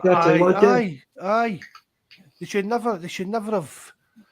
I think put that on a young lad. I mean, he was a kid. He was like 14 and stuff like that in Celtic. I think what I heard as well, Mark, about Rocco as well, that his dad, Rudy, has him well groomed as well, like not to be kind of getting a big head of himself. Do you know what I mean? You know? Aye. He's not the one that's going to be going out boasting that this and stuff like that. And plus, Mark, he's a different manager as well, Mark. You know what I mean? I see him at Chapel now and again with his mum, Paul. It's just, you wouldn't know. I mean, he's just like another big daft lumpy boy that's at Chapel with his mum kind of thing. Nobody kind of pays him any attention with Rocco when he's there. But as you said, it seems to be a bit like his feet in the ground kind of thing. Yeah, and plus as well, Mark, look, we have a different manager as well. Do you know what I mean? Who we actually saw this season as well, Mark, but he said he's not afraid to invest in you. And Rocco seems to be getting game time as well. Like, so hopefully, like, you know what I mean? I'd like to see a player get a chance, Mark, rather than player leave. So you can make see the thing about it, Paul. decision. See the thing about it, Paul. See these days at Celtic, there will be the players will know themselves. I mean, Williams saying that will need another year learning before he's ready. I think. Yeah. Aye, but that doesn't mean that he can't still be involved with the first team or be in the bench and come on now and again or that. Do you know what I mean? We saw it, like those things, Mark, that we saw recently. A progression up. Do you know what I mean? You can see the kind of pathway stuff that we've spoken about before. Like what we saw the last couple of games, Mark, like when we were up 3-0, like, and stuff like that, when the game was won, like, we get these young players on. Do you know what I mean? Get them on to get them this game time, you know? That'll be okay as long as it doesn't end up on loan at Cork. Well, I tell you something about Cork. Toby is still out anyway, right? You know? I remember I told you that. Is he still injured? Yeah, still injured by his groin injury. He's gone back to Celtic at the moment getting a treatment. Is that a groin injury? Yeah. Groin injury. That's your fault, Paul. You tugged it too hard. Well, it doesn't help anyway when the 40-year-old man jumps the fence and starts running at the keeper, you know? But when I told you that there was a reason why this the fella Cochrane was substitute keeper last season, and there was a reason why he was dropped on Friday, Mark, for a goalkeeper just turned 18. The second goalkeeper was Brian Cochrane. He was dropped for academy goalkeeper who only just turned 18 2 weeks ago. Who was dropped? Cochrane, the Oh, that, substitute keeper, yeah. right. You know, like the goals, Mark, that this fella's leaking in by unbelievable. Like any shot that comes into him, I don't know how this fella calls himself a goalkeeper. Like, you know, fucking hell. It's just a pity because I was looking forward to see Toby in goal. But I don't know. Like he's contracts up in June, 6 months. It was only a 6-month contract. Or Celtic going, maybe Celtic would let him continue with Mark for another 6 months because he's missed so much of the season with that groin injury. But geez, Cox City can't get him back fast enough, in my opinion. You know, Aye. really bad Cox City. Jesus Christ, man. You know, it's enough about. No, it's not Toby time because he's injured, so I'm not reporting Toby. So, you know. You're pure gutted, isn't you? You're pure gutted. Yeah, I am, boy. Really am, boy. Especially when you see the sort of keeper in goal and you're just looking, going, Jesus Christ, man. But you the game on Friday? Did you go? Were they playing on Friday night? Yeah, they were away in Dublin, though. They lost again 2-1. Jesus Christ, man. They just. It's like a team doesn't know how to defend. You know, you see that defensive display there by Celtic, Mark, and then you see Cork City defend, then you're going, Jesus Christ, man, are these footballers or what? Like, you know, any cross that comes into him, you know it's going to be a goal. You know. Even if Toby ends up with scrap, people will still talk about him. Yeah, he'll be on about how Toby sweeps up the streets and how he uses his hands to grab the Clear rubbish. your gutter. Yeah. The way you cleared my gutter. Where he clears my gutter there, but I said that has to be one of the best gutter cleaners I ever saw. You know, but fuck that, the Cork City this season's only about staying up, or even I worry about Cork City staying up now at this stage, but you know, but you support your team through good times and bad, Mark. You know, that's what you do. You get shooting a Friday night and that as well, doesn't it? Mm-hmm. It does, yeah. What else are you going to be doing, especially now when the weather's getting good now as well, Mark? And we go down to the Cross and watch a game of football. You know, just like they're still getting 5,000 supporters week in and week out, 5,000-6,000 supporters, which is good for the League of Ireland football. You know. Aye. There's no many teams in Scotland pulling that crowd in. Exactly. Like I'm seeing their empty stadiums there, Mark. Kilmarnock and Dundee United there a couple of weeks back. The kind of the relegation decided there a couple of weeks back there, and the fucking stadium was empty by Kilmarnock fans. It was empty by Kilmarnock fans. You had to remember that the Celtic game, Mark. There, the whole size. You won't see that down the Cross. You know. For me, that's just absolute pettiness for their clubs, Paul. Well, Mark, I was talking to a fan about that, right? Okay, and they're all going on about Celtic's financial power. I mean, we can't compete with Celtic, and I'm looking at you. I'm like, they're looking and going, well, you've an empty stadium with Celtic come to town, right? Ticket sales alone could be up to 1 million, right? And then you get people, Denmark, that would buy their food there. They'll buy pies, they'll buy drinks, they'll buy stuff before the game. They'll buy stuff at half. That could be another 5,000. So automatically they're refusing nearly 4 million a season, Mark. Not letting Celtic supporters come into their stadium twice a year. And they're going on about then before they go criticising about Celtic, Mark. Get your own house in order, and if you think having an empty stadium is beneficial for ye when your own supporters need to come up to support you, I don't think you really can talk about Celtic, you know. No, I've said it, we've spoken about it before, Paul. It's like Kilmarnock and these teams should offer. See even fans, see if they need to move a seat, offer them stuff. Here. Give them an end behind the goal, Mark. That's probably going to be full. Aye, give them come up behind the goal. But see if, like, I mean, that's the thing about it. All these season tickets at these grounds are dotted all over the place and that. But if you're in a stand that they're going to give Celtic or even Rangers, right? If you're in a stand here, not right? just Celtic, Mark, exactly, yeah. Aye, turn around and say to the fans that are sitting in here, look, see the Celtic game, their tickets, we're into the main stand, Do you know what I mean? Come here into the main stand, you'll get a free programme and a free food voucher. Exactly. You'll get well, even there'll be some players, some old players jumping about. If you've got kids there, they can get their pictures took with players and make it worthwhile for the people to say, "I will fair dues, I'll go there and they can sell my seat," and it's bringing in even more money to the club. Yeah, and Our clubs in Scotland need to, I mean, they're going about Scotland. Every penny's a prisoner at these like smaller, poorer clubs. Well, they've got to maximise their income. There's no other business. There's no other business in the world that would like do that. Like that kind of it's silliness. Like for those four visits, Mark, right? Cutting off your nose to spite your face. For those 4 visits for Celtic and Rangers to go to these away games, right? That could be to the value roughly we say about 7.5 million to 8 million, right, between the whole lot, the 4 games, like between expenditure and stuff like that. That's going towards them buying that extra bit of quality as well in their squad. Like you know what I mean? Oh, you know? we can put our weight we can put our wage bill up a wee bit. Well, here we've got an extra £500,000 to put into a transfer kitty this year. Exactly. And instead of just say instead of just saying it doesn't matter, no bother. And then the cheat then to come out and say, "Oh, we can't compete in Celtic," and they think, well, yeah, but this is why you can't compete in Celtic. You know what I mean? You can't do one thing and then to have the same revenues. Like I'm not saying Mark they're going to have the same revenues as Celtic, but they could be more stable, Mark, and buy extra players. You know, maximising what money's coming in. That's for me, Mark, is one of the biggest downfalls of Scottish football. No matter what your business is, Paul, it's the point is to make money. Exactly. And they're basically cutting off a route, an avenue to make a hell of a lot of money. Mm-hmm. Just bizarre. It really is. It's crazy. And all they hear anyway, Mark, anyway, these way games, all you hear is the Celtic fans. Anyway, aye. That's only about 2,000 of them there.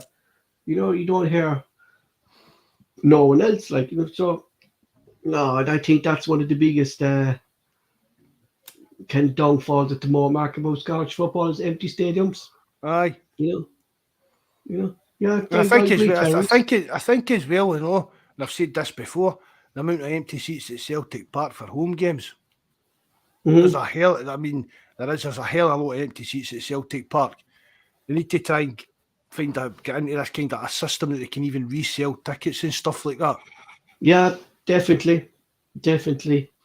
You know, definitely.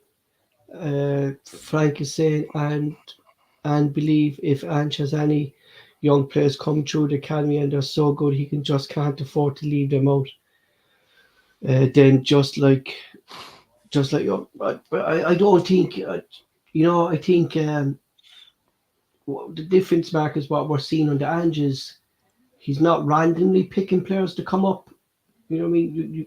If you're caught into the first team, well then you deserve it. Aye, you know, it's down to merit. You know what I mean? So, you know, I think Paul, it's doing to showing that these young players that there is a pathway to do it. Yeah. You know, I think, Mark, this season anyway was always about for the B team was getting structure. You know, having Steve McManus with the first team last season and then putting him down to the B team, I think that was kind of a master stroke. You know, getting the B team to kind of play the way Ange wants them to play. Yeah. You know, and next season, we gradually see a few players, like you said there, Mark, they're not going to be first team players, you know what I mean? But integrate them into the team, do you know what I mean? Get them this, and maybe the season after then, you know, like, you have to have a youth academy, Mark, you know what I mean? That's where you make your money, like, you know what I mean? We've done extremely well over the years in our youth academy, with, like, where players come through, but it has been a while, Mark, really, hasn't it? You know, we have done well with like McGregor, Kieran Tierney, stuff like that, but there's not been enough. Paul. No, there's kind of not enough for that kind of crop of players, really. No. And a lot of that's been done to who were manager was at the time. Manager Neil Lennon, and so Rogers had no time for. That was it. You know, especially Lennon. Mm-hmm. Do you know what I mean? I think if there'd been like a kind of exceptional talent under Rodgers, he would maybe have get the kind of chance. You know, What do you think of somebody his kind of forced it. interview there, actually, Mark, during the week on the, is it PLZ TV or something? Was it podcast? Was it? He was giving an interview about the Taking COVID Rangers, Joe. season. You know, he was giving about Oh, Neil Lennon? Lennon. Yeah, Oh, I you never see even it? listened. No, I never even listened to it, Paul. Like he was saying, Nothing was his fault.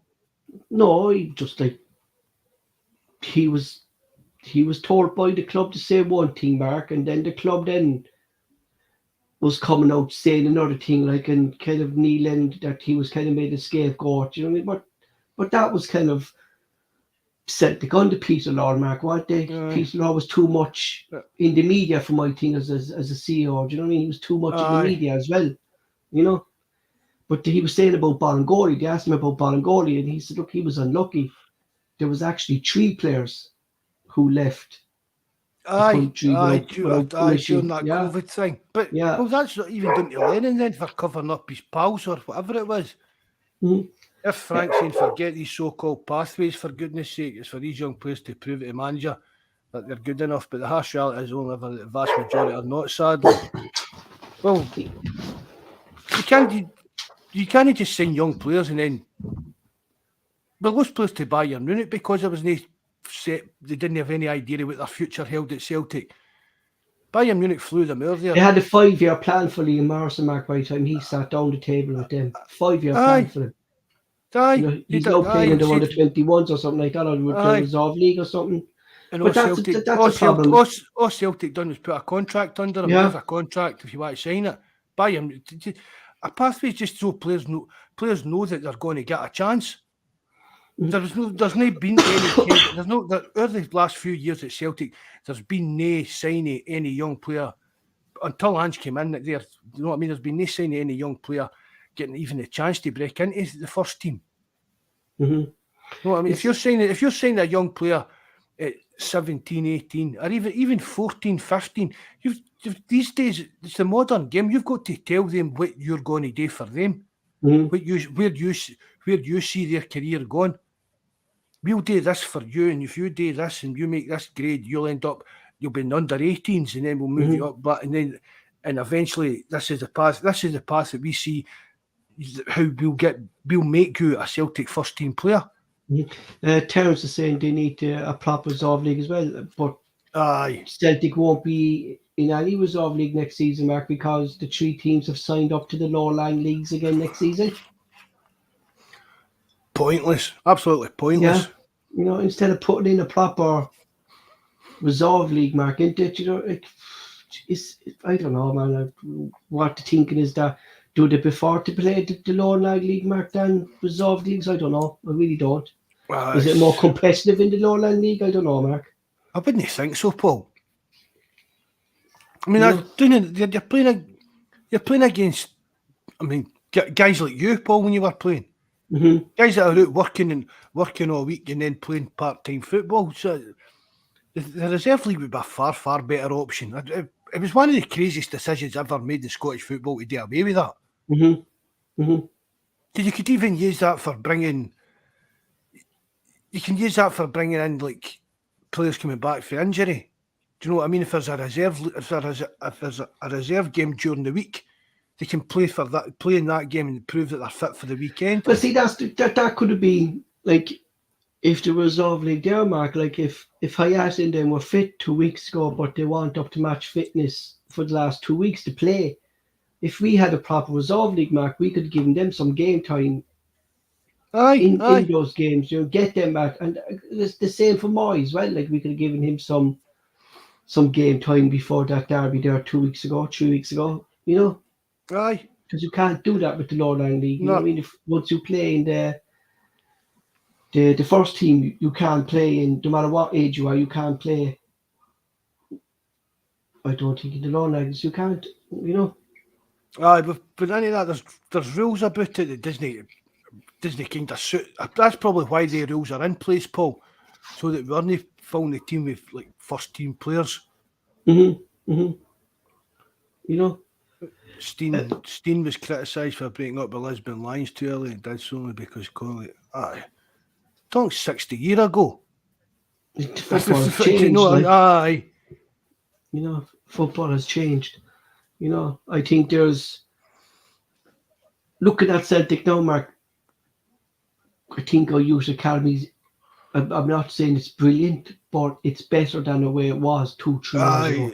It's going in the right direction. Yeah, that's the way I'm going to leave it at that. The way I think it's going to be, and hopefully we do see young players. And I think we will, Mark, because I think we've a manager and we've coaches down there with Darren O'Dea and the likes of Steve. Well, see the thing about it, Paul. See if young players aren't going to be brought into the squad, even as I've just given a chance to prove themselves right. And if it doesn't work out, you get moved on. But what's the point of having an academy or a B team or anything if there's no?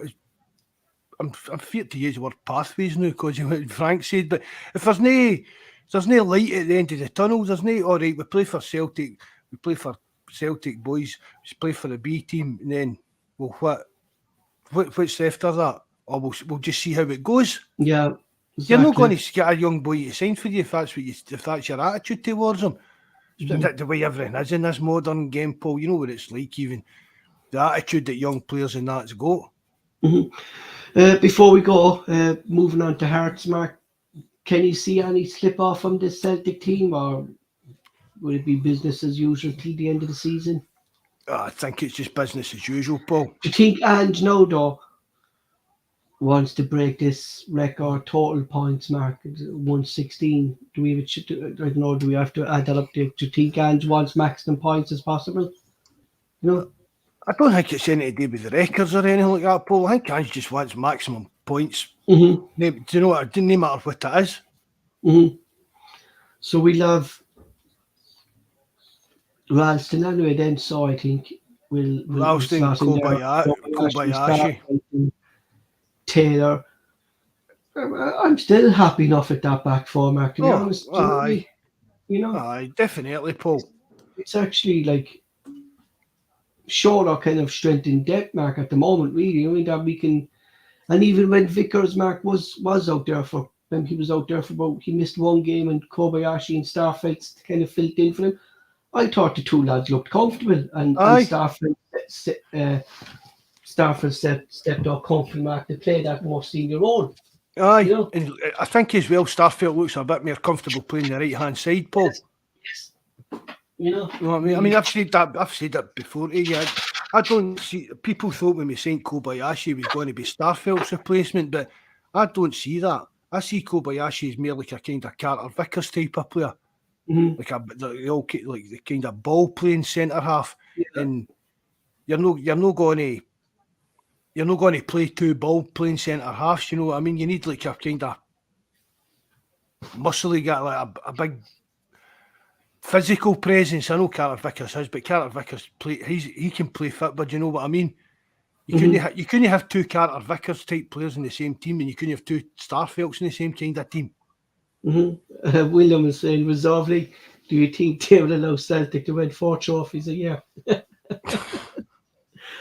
You know, Jesus Christ, my fairness, they'll crack up. I'm just waiting for the 8-point letter to the Scottish FA that why Willie Collum wasn't the referee.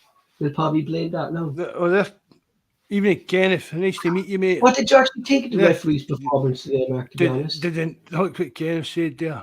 Do they now handpick referees? Collum will leave from reffing for most of the season and has an injury. Yeah, exactly. You know, what did you think of it? Like, we were lucky for that goal today because Robinson wasn't playing no advantage to Celtic. He just didn't blow. Do you know what I mean? He didn't give the free kick. Aye. You know, I thought some of the challenges that he gave, like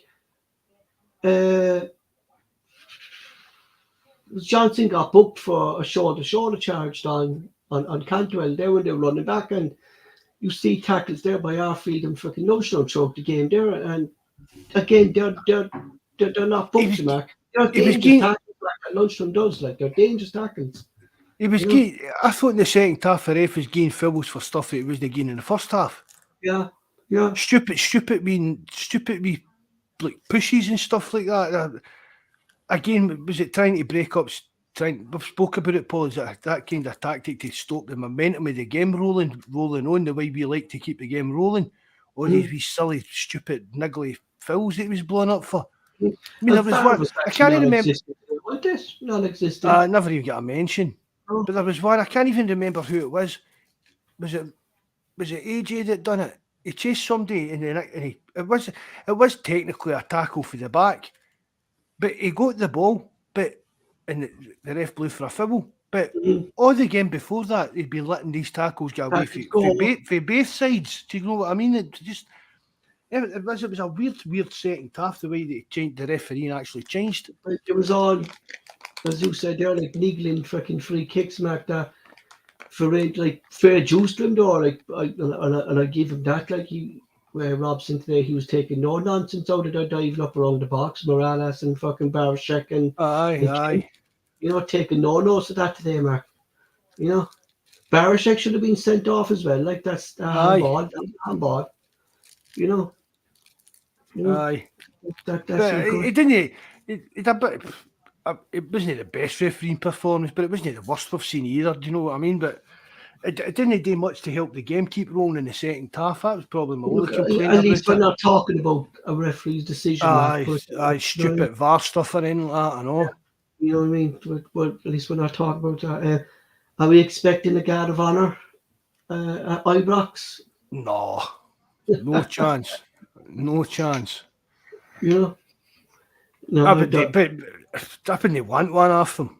No. Aye. Nah. They'll be hurting enough. That's the thing about it. They'll be hurting enough. It made me happy today, to see Al McGregor's face again at the end of the match. I freaked off. He said that Celtic beat Rangers again. Freaked off. He said Beaton was like an antichrist on the fucking sideline with Andrews shaking Beals and we shut up fucking Michael Beale again. You know what I mean? He can talk all he wants, Mark, but at the end of the day, he's not. Comes down to, as you said, Mark, if it's 1-0 or 2, if you don't score, we're not winning the game. And to be honest, his tactics didn't do nothing today, Mark, for Rangers winning that game. That's my opinion. But they set themselves up for it all the time, Paul. I mean, I can remember Celtic being like this, Paul. I can remember, when they were doing their 9 in a row, Celtic was kind of the same. There was always, the real Celtic will turn up and, we're going to do this the next time, we're going to do it the next time. And do you know what I mean?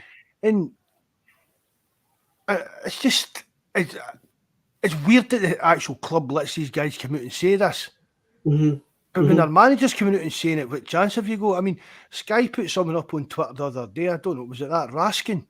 Yeah. And then they put an interview with him up, and then 10 minutes later it disappeared. Because he was on about this kind of, we'll be, the real Rangers will turn up and we're going to do that, we're going to... Celtic just sit there and, we'll do our talking in the park. Yeah, well, that's... you don't win football matches talking to the papers.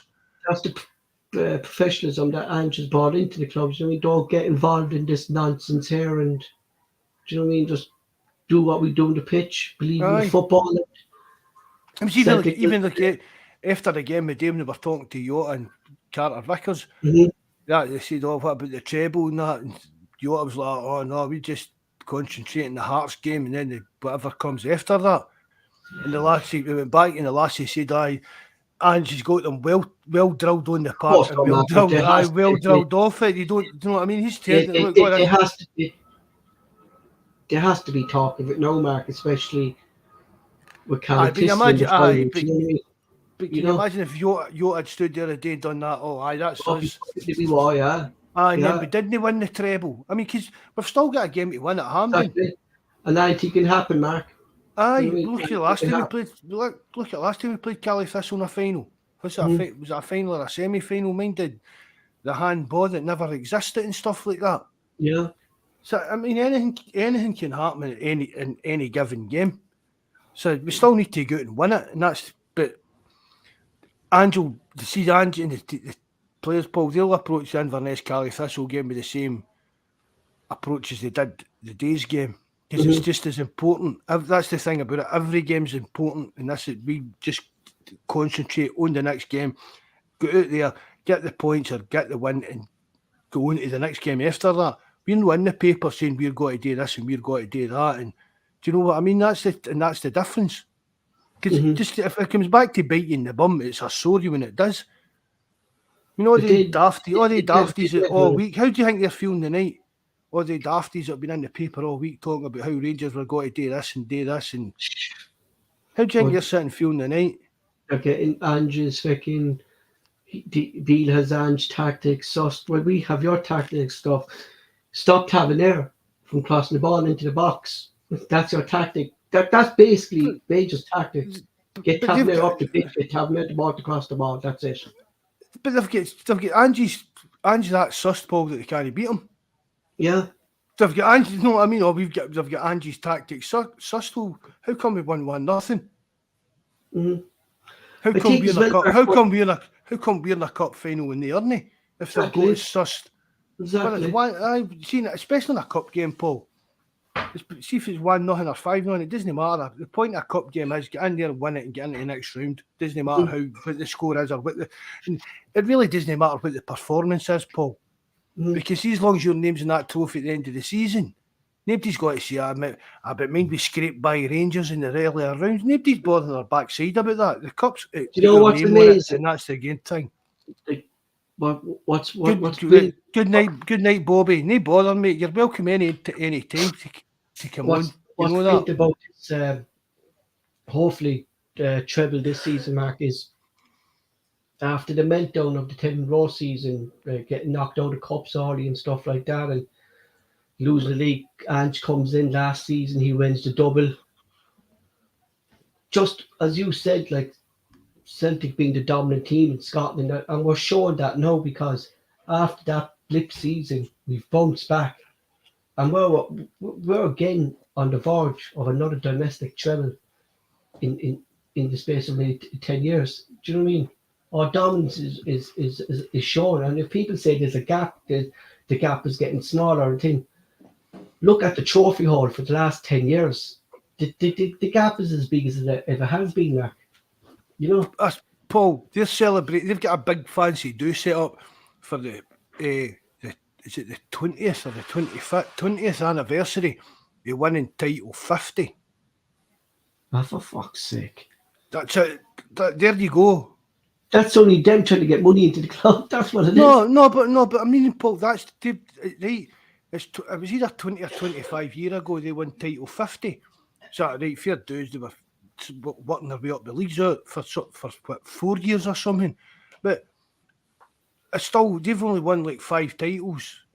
Their two incarnations in 20 odd year, 20 year or 20. Do you know what I mean? That's. Mm-hmm. We are dominating. You know, that's the thing about it. Will have, if Celtic win the cup, Mark, all these new Celtic players that come in will have more medals than the whole Rangers team. Aye. You know, so they were showing there today that the wee Japanese translators get more medals in their Hall of Fame captain. I'd be delighted with him again by going round with his medal again at the end of the season, wouldn't you? You know, delighted with himself, like, you know, like they were saying there today, between Kent and Morales this season, they've only scored about 12 goals between them. And you look at our front three there, Mark. Just look at Kyogre. Do you know what I mean? It's day and night at the moment between this Celtic team and Rangers. There are goals all throughout our team, Paul. Yeah. If we could just chip in some more for like for corner kicks, you know what I mean? Some more for Starfield or Carter Vickers in the box. I think Starfield, Mark, has been one of the unluckiest person ever from a corner because he gets at the end of everything. You know, he really does. Anytime a corner comes in, 9 times out of 10, it's Starfield getting the header away into the box. It's just. Because they seem to be more. I've noticed it, Paul. See if you watch it, they're more. Not just them the day. Most teams they're more worried about Carter Vickers. Yeah. Which is but as you said, it's more the corners and that they're more aimed towards Starfield. So maybe that's a tactic. Could be, but we do have, Mark, Vickers anyway for me definitely the best centre back there, but Starfelt has to be the second best centre back in the league so far this season. I'd say best so. two. I mean, he's took a lot of grief for his very first game. He played Hearts and had a bit of a nightmare kind of game, but a lot of Celtic fans they still don't He was really a give much scapegoat, wasn't he? aye. And it just seems to be a lot of the time. A lot of Celtic fans just don't seem to have took to I Starfelt won't be at all. surprised, Mark. If they'd be interested, like we're going on about interest in yachting. Oh, there's interest in England in that and Starfelt. Aye. You know, I think that's the biggest thing for Celtic, Mark, in the summer is holding the core players. You know, holding the team together and not. I can't see us anyway letting too many go, Mark. Anyway, because they're all down to long contracts and Aye. no one kind of seems to be wanting the way either. Really, I'd say, Paul, that I probably know. No, Ange and Celtic know what players are willing to be here for next year. Mm-hmm. You know what I mean? Unless there's absolutely some kind of crazy offer for somebody that nobody's expecting, there is offers going to be coming in for players, but as you say, there's no way Celtic's got to sell 5 or 6 first team players in the summer. Exactly, especially Champions League football. I don't know, Mark. I think a lot of the players would want to give Champions League football another go with Celtic. You know, as you said there, Mark, like this is Ange. The next step for Ange really to kind of prove himself into Champions League. It's like say, I don't know, say somebody like Everton. Say Everton were coming in for Carter Vickers, right? Doesn't go there, but he goes away next year, plays with us in the Champions League and does well. Who knows what teams he'll catch the eye? Exactly. I mean, we've spoken about the grass isn't always greener, Paul, just because there's more money or that involved. You know what I mean? And I think true what Karen says. Like, if you're going to show your ambition for football, you don't want to play Champions League football, or you just find a team that fight to stay up every year. Do you know what I mean?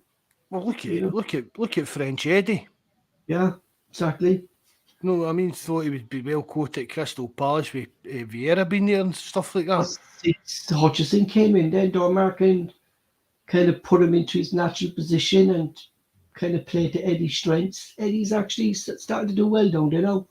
You know, it kind of depends on the manager, really, like, doesn't it? Aye, it does that as well. And but one of the things about that, Paul, right, we're going about it like, say, suppose Ange went away doing a team in England, but this time next year, the chances are he's going to get sacked. Really, no many managers down there. Market on time as well, and he knows that as well. Aye, but it's the same. But players, for me as well, Paul, I think players should look at things like that when they're looking at moving to another club. I mean, we're not talking agents, man. Aye, but we're not talking like the Messi, Ronaldo, Neymar level of transfers. But you think that, like, they would say, right, well, why if my player's got to, right, like Edward going down to Crystal Palace, think he's going to be well quoted because Vieira's there, blah blah blah, and then it doesn't work out, and Vieira gets the bullet. So who's going to come in? What if he does they like him? But it's just his agents drive these things on, and there's a hell of a lot of transfers that have been on, Paul, they've not been good for players, and that's just no for Celtic. It's just across the board. Exactly. Hi, Joseph. Nice to see you again, mate. Thanks for coming in, bud. We were saying my concern for the final is who will be fit after playing back-to-back home games. You know, do we rest players for that game, Mark? Keep them fit for the final? No. You know, I'm like you, boy. Just don't go unbeaten to them the whole season. You know. Frank, there's no way in the world that 5 or 6 first team players will leave Celtic, no matter what money's on offer. I know, Mark. I'd be best thing at the moment, Mark, about Celtic is we don't have to sell. We've money in the bank. You know, we don't have to sell. According to Frank, we're only a selling club. You know, I mean, right? So there's no way in the world, right? Imagine Celtic sell Carter Vickers, Starfelt, Hattati, Kyogo, Andrew's Abada. gone, man. Andrew could Aye. walk. You know, Andrew would walk. If Peter Lord was there, you'd expect it. Do you know what I mean? But not now. Not But with the club. even Peter Law would have knocked back offers, Paul, because it just wouldn't have been for the best interest of the club. I never some saw point you've Celtic got to- sell 5 players and remark in one season, No. did you? It was always No, one or two players, and one or two players went for big money. Do you know, I could see Celtic like that's taking half your first team away. aye, You know, and right away then you're cutting that. You're doing away with the majority of the good work that Angie's done so far in the last 2 years. no, I couldn't see Because you'd just be starting again. I think what we all know, Mark, is Andrew's built the foundations for the first team, and bar the one or two that might be sold, it's just about adding to the first team. I think that's the way. You know what I mean? If we don't have to qualify for the Champions League, Mark, and if we didn't qualify, then we'd have to sell one or two players to balance the books. We're not in those positions anymore. Do you know? Aye. It's not stuff we don't have to do anymore. But next season, though, Mark, not this season, the season after it, like in 2 years' time, that's when Celtic will go back to the qualifiers, is it? Well, Next season we qualify for the Champions League group stage, right? But the season after that, are we going back to the qualifiers? No, well, I think it'll depend on some of the kind of coefficient points, Paul, that we get. Like, not just us, but Scotland gets over the next couple of years. But it's this season, and then the next season it changes into the format of the Champions League changes, Paul. So maybe we do get in then. You know, I don't know, but it's it's just harder and harder, Mark, for a club like that. Like, we should be going through the qualifiers, doing like first round, second round. We should be. We're a big club, like we should be. You know, but FIFA is off, UEFA, Mark. They just want to beat clubs, really, don't they? You know. It's not just that, Paul. If we'd done our job in that Europe over the years, it wouldn't be a case of this. Like, yeah. See, you've got to look at it that way. Sure, and that comes down to peace law, Mark. Like, not buying players till after poor planning for qualified. years. It was poor planning for years behind the scenes. Yeah. And that's, as I said, I mean, imagine if Celtic had been into the Champions League, see, even every second year under that 9 in a row run, even one year out of every 2, the coefficient thing gets built up, blah, blah, blah. So, and again, I look at Paul, I have only got myself to blame. Getting knocked out by fucking mediocre teams, Mark, as well. Like, does it? You know, I think that was one of the downfalls this season, Mark, was we've played so well in Europe and not. We did, Paul. We did play some good. Yeah, a lot of it was. We did. You know, and not at least finished third, at least, Mark, wasn't it? You know, it was just. I mean, you even go back to the Abada against Real Madrid. I mean, when he was right through at the start, if it was I'm sure it was Abada, and he could have scored. And if he'd scored that game could have been totally different. We held our reign, Paul, with a lot better teams than us in the Champions League, and it was just a lot of it was just stupid. Mistakes. Stupid. I mean, McGregor I'm not dissing McGregor, right? He doesn't. How do you think, though, right? And Juranovic as well, let us doing in that game with McGregor. Next season, right? We've seen him come on now this season, Mark, with McGregor, right? And we've seen him kind of at some stages through the game, 2 of them sit there. I saw it as well today, and I saw it in the last game as well, that 2 of them actually sit there. It's like we play with 2 pivots. Is that something you can see Ange maybe experimenting now for next Champions League, Mark, is in playing the 2 pivots, Cal McGregor and Iwasa? It's Paul, I'm thinking it's maybe going to be a case of if we've got the ball pushing forward, it's going to be a Wata sitting back. Yeah, and if they're attacking if they've got the ball, the 2 of them is going to be sitting back. Mm-hmm. I think it's going to be something like that. Which because that's I mean, that's what we're talking talking about, Paul. We're not talking about big major changes to the way Ange plays the team. It just needs to be a wee bit more cuter against these bigger, it's like better, we see richer today, clubs. Mark, like when Rangers were attacked, the 2 of them were there. Do you mean the 2 of them were in these defensive roles? But when we're attacking, then McGregor's the one that goes forward. O'Assa's the one then. Aye, That, aye. but to be fair, Mark, I like when O'Assa was in around the box today, Mark, he can slip a pass in as well. There was one or twice there. He slipped in good passes, but Maeda wasn't kind of on the ball with it. Some of his passing is quality really into a And water. he's a big lad, Mark. You know what I mean? He's a bulky lad as well, muscles, and he's no slouch. Like well, a slouch, I'd say, lightweight. You know. No, but so some of his vision for passing. What you're talking about, Paul, pass the ball into space for Maeda to run into. I think, Mark, and that's that kind of he's got that kind of vision. I think playing O'Assa could actually bring the best out of Maeda. With his passing, as what even Bobby was saying. Kyogo, Paul. Yeah, even Kyogo, he has running off the ball now. That space, you know. Well, Kyogo had a quiet game as well, actually, today, Mark, didn't he? Fairly. He didn't get much of sniff, didn't he? No.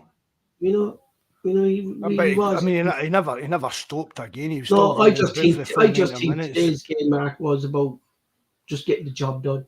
That was it. Getting the win. That's all it is, Paul. Any cup game, I keep saying it. Any cup game, all you need is a win. Mm-hmm. You know what I mean? Even if you scrape by a lower division team, only 1-0, doesn't matter. Who cares? You're through. Mm-hmm. Do you know what I mean? That's the way you should looking be. Forward to by the 3rd of June. Looking forward to it, Mark. Like, why is it so late? It's because of the World Cup. So the games can actually, and plus there's internationals Denmark the week before. Oh, that's right. You said that. They've kind of extended it to cover, so players are still kind of fit for the internationals. Internationals and there's internationals. I think around just before. I think like that as well. I think and there's going to be internationals after it as well, Mark, on the 15th and stuff like that. What are they? European Championship qualifiers or something? Yeah, and then there's 1 or 2 games then for that fucking Nations League. Like, but I'm not a big fan of these Nations Leagues. Like, these are friendlies, Mark. Like, it's another way to make a friendly kind of more competitive. Do you know what I mean? You know, that's what it is. You know, but at least we don't have them now, Mark, till the end of the season. It's not going to break up The game, and stuff like that. You know, it's all about now is getting onto Hearts, getting the win that we need, going to Ibrox as league champions, Mark. Pressure's off, but would you take a jar Hearts, Mark, to potentially red it at Ibrox and rub more salt into their wings when it's going to be a whole group of Rangers fans? No. You know, I just want to get it done. Just get it done and go there as league champions. Well, just go there as league champions. You know, it's just a pity there's going to be no fans there, Mark. I mean, I know it's great to see Celtic Park full of Celtic fans, but the atmosphere at Hampden today between 2 sets of supporters, Mark, it makes the game, don't it? Aye, it definitely improves the atmosphere when you're sitting watching the telly and that, Paul. But it does, don't it? You know. But I don't see anything changing, and let's be honest, just if that's the way it's going to be, fine. Exactly. You know, there's a hell of a lot of Celtic. That's grand. There's a hell of a lot of Celtic fans that go to the games that don't want them in the stadium, and they're more entitled to their opinion on it than me. You know what I mean? So, yeah, exactly. You know, it's their choice, and that's the thing about it. It's them that's messed it up, and there's been a snowball effect, and for some reason Celtic seem to be getting the blame yet, which I don't know why that is. That's what I can't understand, Mark. You know what I mean? Because Celtic refused them the last derby, no fans. Celtic now are the ones who have started this. Like, we talk about a lot, like, and stuff like that, but it's gotten to a stage now. It's petty. Paul, it was petty for the very get-go. Yeah. You know. I mean, see, even Paul, I'm old enough to remember when Celtic had more than the Broomland stand at Ibrox. Yeah. I remember Mark used to get the whole back. No, I mean, we used to get even half the main stand in that as well. Wow. Jesus Christ, man, that's going back a long time, I say. Aye, because there used to be a bit of Ibrox, and we were in the bottom section, and they were above us, and they could throw stuff down on us. Jesus Christ! Why I heard Years everything. ago. People were saying they'd be throwing piss and everything down top and everything and stuff It like was that. like golf balls with nails and everything getting flung at you. But even like Mark, even you're watching the matches there, like, and there's 700 supporters, like, you're not safe there. Like, there's fans next to you, Nah, the onion bears are at the other side, and then there's fans above you then as well. Do you know what I mean? It's not a just safe, but it's not just Celtic, Mark, that say that about Ibrox. We Jonas on saying it's a Aye. toxic state, and we've, but you know, Paul, see the thing about it, see you get the 700, 800 fans stuck in that wee corner. It cost them probably more money for security and police and stuff than it would give them the full stand. mhm. See what we were talking about earlier on, Paul, with these wee clubs no selling out the other stands and stuff like that. This is as stupid a decision as that. Yeah, They're it really is. Man. Terence saying they just get sick of watching Celtic celebrate. Well, it's not And gonna that is happen, what it though. was. That's what it came down to at the time. Yeah, it did. Aye. That's what it came down to. You know, sick of the Celtics, and we continue to celebrate. Do you know what I mean? You know, it didn't stop us from celebrating, did it, Mark? You know, No, it did You not. you know, happy days, boy, happy days. Hopefully You there'll be a wee aeroplane stunt for our Ibrox, Paul. You know, I would think, Mark, there'd be a lot of would there be Celtic supporters trying to go outside the stadium to No, get, no. they'd be stopped in the roads, would they? You know, They wouldn't get near the stadium, Paul. Jesus. There'll be there's there'll be a police cordon kind of thing round about it. Be interested to see who the referee will be for that last derby. I say it'd be Beeson. Has Beeson done a derby this year? I don't know, Paul. I don't think he has, Mark, has he? Not that I can think back, You know, he might get it now you say it. Just as a wee thank you for driving all that way into Hampden today through all the traffic. Yeah, exactly. Yeah, Aye. you know what I mean? Above and beyond the way he went. He probably get speeding tickets and everything. You know, yeah, but what's going to go next season, now, Mark? Right, with Kevin Clancy, like if they can't provide the safety for Celtic fans, what Celtics they do, and Celtic staff, Mark, who like Flannel Alonso got headbutted by their coach, or Physio got hit by a bottle, Joe Hart got glass thrown onto the pitch. What's the safety for Kevin Clancy going there next season? His wife and family getting death threats and stuff like that. Just absolutely nothing gets done about it all, Paul. Yeah, nothing. And see the thing about it, right, you can't. Right, there's all that we've spoke about this a few times. This strict liability and stuff like that about the clubs taking responsibility for the behaviour of their fans, even when they're not at the stadium. Right. So the thing about Clancy and that was on the internet. You can't really control that. Yeah, but we know what Twitter's like. But like going into next season, if Clancy does get their matches, he's going to be intimidated now not to give a decision against Rangers because of this. And I think that's why Willie Collum has been given Rangers safety, because he didn't get a game all last season because when they wrote that letter about him, you know, I think that's all it's about, Mark, is intimidating managers, referees. That's all it is, Paul. That's what I'm saying. That's all about intimidation. Yeah. I mean, it's, right, as I said, that thing with the referee column, right, that's on the internet. Twitter's a shithole. We know that. Every scumbag under the sun can have an anonymous say on it and threaten people and stuff like that. But it's the actual stuff that's happened inside the stadium, Paul, that they've took no responsibility for whatsoever. Yeah, but you have even last week, Paul, against Aberdeen, they get beat. So what did they come out with? Oh, they were singing bad songs. Yeah, I know exactly. And what have you been doing all season? Aye. You know what I mean? You know? But what about the songs they were at? The Rangers fans were actually singing at the same game. They're trying to say no. It's a today, Mark, cheer up Michael Beale. So that song they were singing today, cheer up Michael Beale from a shy football. They're trying to say no, that was Secretarian songs towards Michael Beale. Every club sings that song about a manager. You know what I mean? You know, and that's because it's Celtic now. It's a vile song.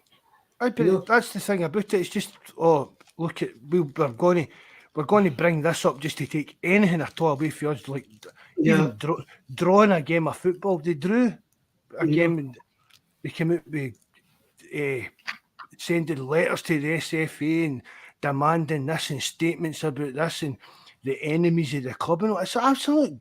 Can you imagine a team like Arsenal or Man They'd be City? fine, Mark. They'd be fine. But never mind that, Paul. They'd be fucking laughed at.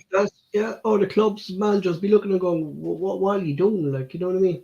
Can you imagine look, Kevin Keegan came out years ago with that. I'd love it if he beat them, and still gets pelters out of it. Do you know what I mean? He still gets dogs abuse. It still gets brought up to this day about it, and that you've got this actual club that for years now it's just been absolute craziness that nobody wants to call it.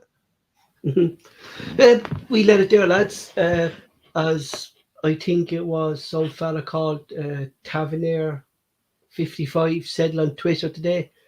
Michael Beale has Celtic sussed. I dreamt this last season when we reached the Scottish Cup final and we reached the UEFA final. I have this same good feeling as I have today. 90 minutes later, the reply back that was, yeah, you lost. So we you should have set Kev on him on Twitter, Paul. Yeah, it was Kev who said you lost. Oh, was it right? I just thought it was brilliant. The fella puts it up before the game by Tavernier, right? Tavernier 55. Lads, I had this feeling before the cup final last season. I had this feeling before the Europa League final. The 90th minute Kev put up. What was that feeling? You lost. He's vicious, isn't he? I wish he would come in here. I really do, man. Oh man, he's put back. He hasn't stopped all day. He hasn't. He's taken up all the tweets that the boys put up. He hasn't. He loves Big Jabber started doing it as well. The last few days getting tore into them. He did, boy. But Mark, Kevin just takes it to a different level. I don't think he bookmarks everything and he makes sure that he saves that tweet and then he puts it back up, man. You just have to laugh at him when he does it, because there's no beating him. You won't get the better of him. You know what I mean? He pulls up tweets guys have put up 2 years ago, 5 years ago. Is this you? Is this you? Yeah. Is this you? You know what I mean? That's just brilliant, boy, really. And when I saw that today, what was that feeling? You lost. Mark will close the show. Right, thanks very much for everybody that's listened in. Thanks very much, Paul, for everything you do. Bobby, thanks again for coming on. Everybody enjoys the live chat. Terence, brilliant to see you in the night again, mate. Really, good stuff, bud. Everybody that joins us, everybody that listens back, we really appreciate it, because just basically it's just guys talking nonsense about Celtic, that's really what it is. Which is listening back again, thanks very much. The link to everything, our forum, our Discord and everything's in the description box below. Please hit the like button. If you know how, leave a comment. Hail, hail, God bless, good night.